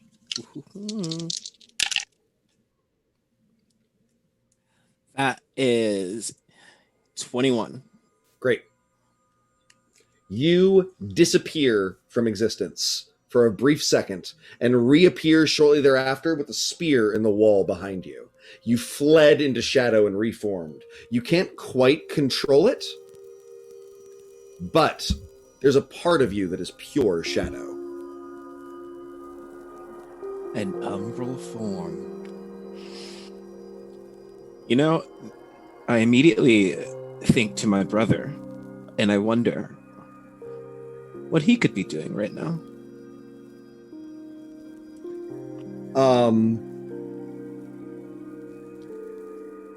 Sure. Roll a I'd like to roll focus. a intelligence and proficiency check. Let's see, Wonder Twin Powers. No, they did not activate. That was a 4. A 4? Sure. But for a brief moment, you visualize your brother and his glowing radiant sword. And you realize it's the same thing, just white and light where yours is black and shadow. And your whole life, you've lived under the apprehension that you are bad because you are dark, and that he is good because he is light. But ultimately, it's the same supernatural thing with an outward bias. And it is the bias that has ruined your life, not the supernatural thing. Can I test blinking once more with a little bit more confidence then? See if Sure. I can manifest it once more. He says, stop. You have learned 2 techniques, only one of which you can perfect. Now, you have learned how to become a gaseous form and how to blink. Can I give this to the audience? I'm checking with Devren. This is a choice. Oh, yeah. Are you okay Who with kno- me giving this to the audience? I love it. What does Walker get? Should Walker learn how to gain a shadow form or how to blink out of existence? It's cooler. What, blinking? Yeah. It's way more anime. That's yeah. It's your instant transmission, dude. Instant transmission! Is the vote up? Okay, I don't know if I'm getting them or not. No, that's totally fine. It does not come up for me until I restart the app whenever this happens. Gassy Whittle, baby. So I said gaseous because the spell is gaseous form. You'll have a shadow form. It'll work. Gassy little baby. Gassy little baby. I feel like sometimes the way you write the things in causes a bias. Everyone's going with blink, of course. No one wants to be a gassy little baby. Nobody wants to be a gassy little baby. So gassy. It's fine. I love you so much, Zeke. It's so fun. All right. It's my So favorite I part of the show at this point. I'm really enjoying it. It's great. Yeah. It's done. Great. I'll send you the information about it because we're almost at the end of it anyway. You can cast blink once per long rest. Woohoo! Right? And we'll talk. Basically, you have a chance of disappearing from reality when your turn is done, and things Listen. can't attack you. I love disappearing from reality. Even better. It's a 50% chance every turn of being unable to be targeted except on your turn. And there's that. So it's pretty great. All right.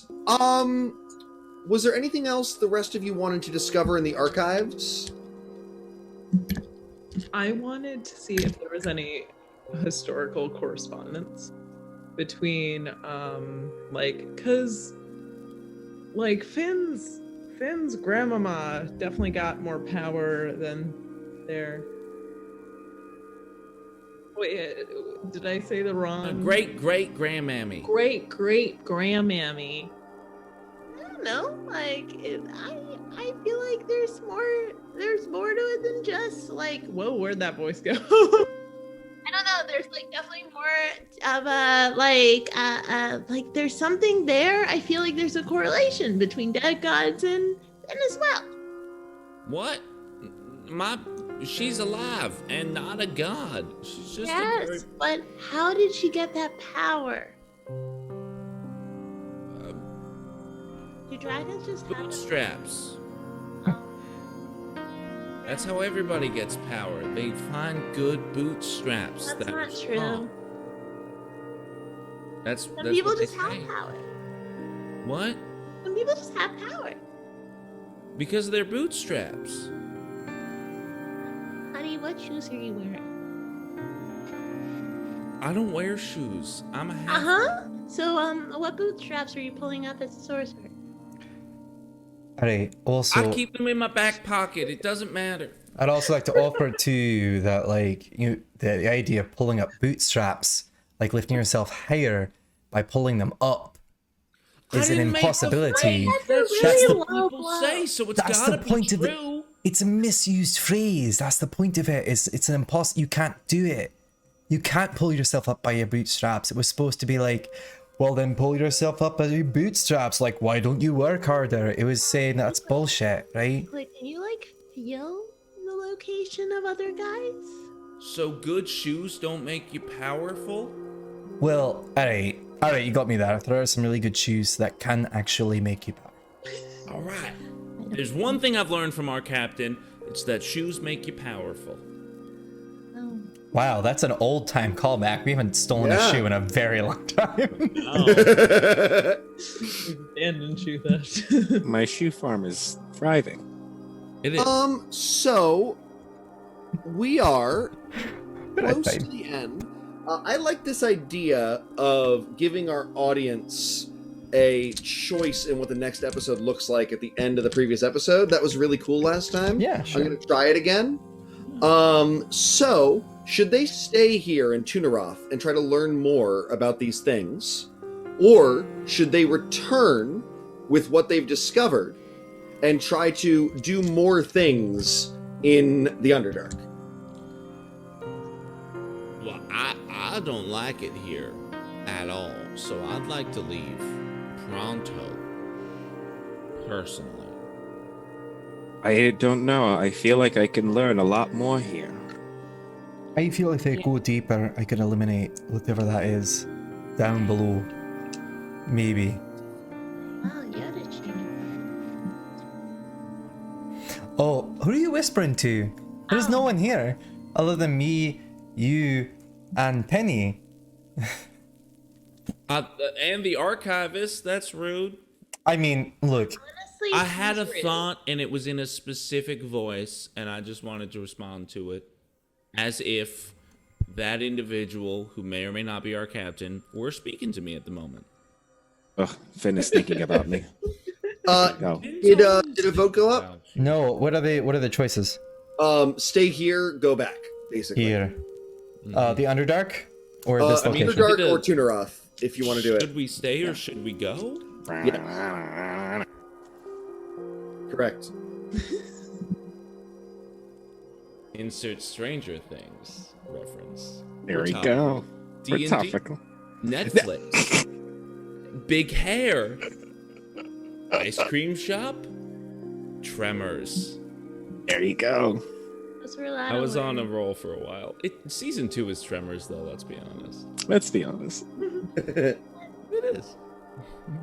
An angry tuna.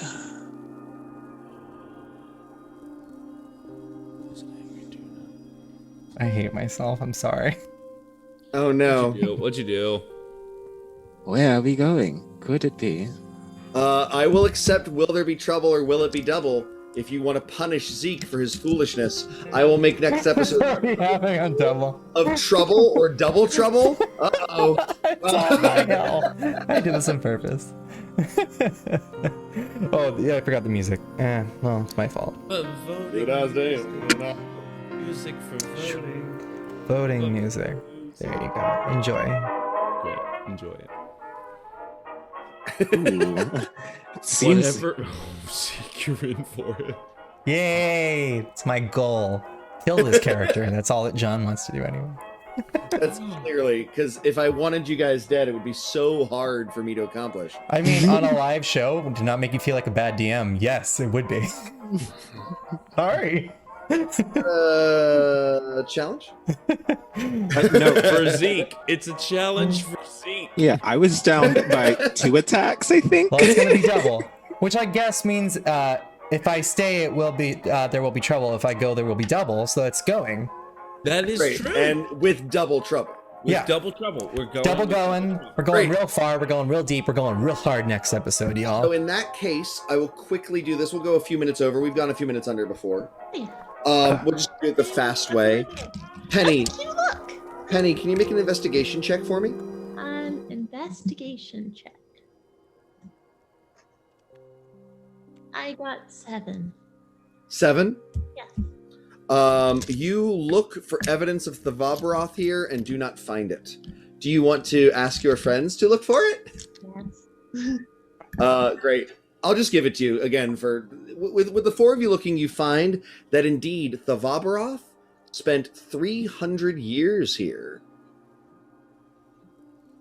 Over 1,000 years ago. How That do they useful. know how long it was? I'm still confused about the time thing. Him too. Is Finn confused or is Carter confused? No, Carter totally gets it. Finn's confused.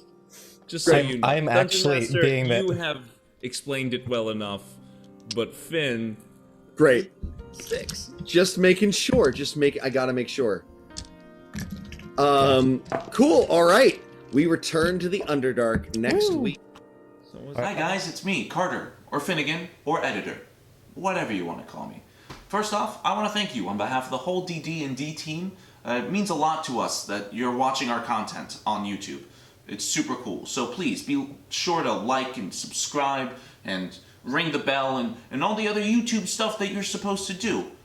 Second off, I do want to say, if you enjoyed this episode and you found yourself being like, oh man, that was cool, but I sure wish I could have been a part of that conversation and helped decide where the party should go, you can. You can watch us for free on Twitch every Wednesday night, 7 p.m. Pacific, 10 p.m. Eastern Time. We are simultaneously on the twitch.tv/Dice Drinks and Drama channel and the twitch.tv/D&D channel. Wizards of the Coast is hosting us. It's awesome. So those links are down below, along with a whole bunch of other cool stuff that everyone on the team is making. Vic's got a module.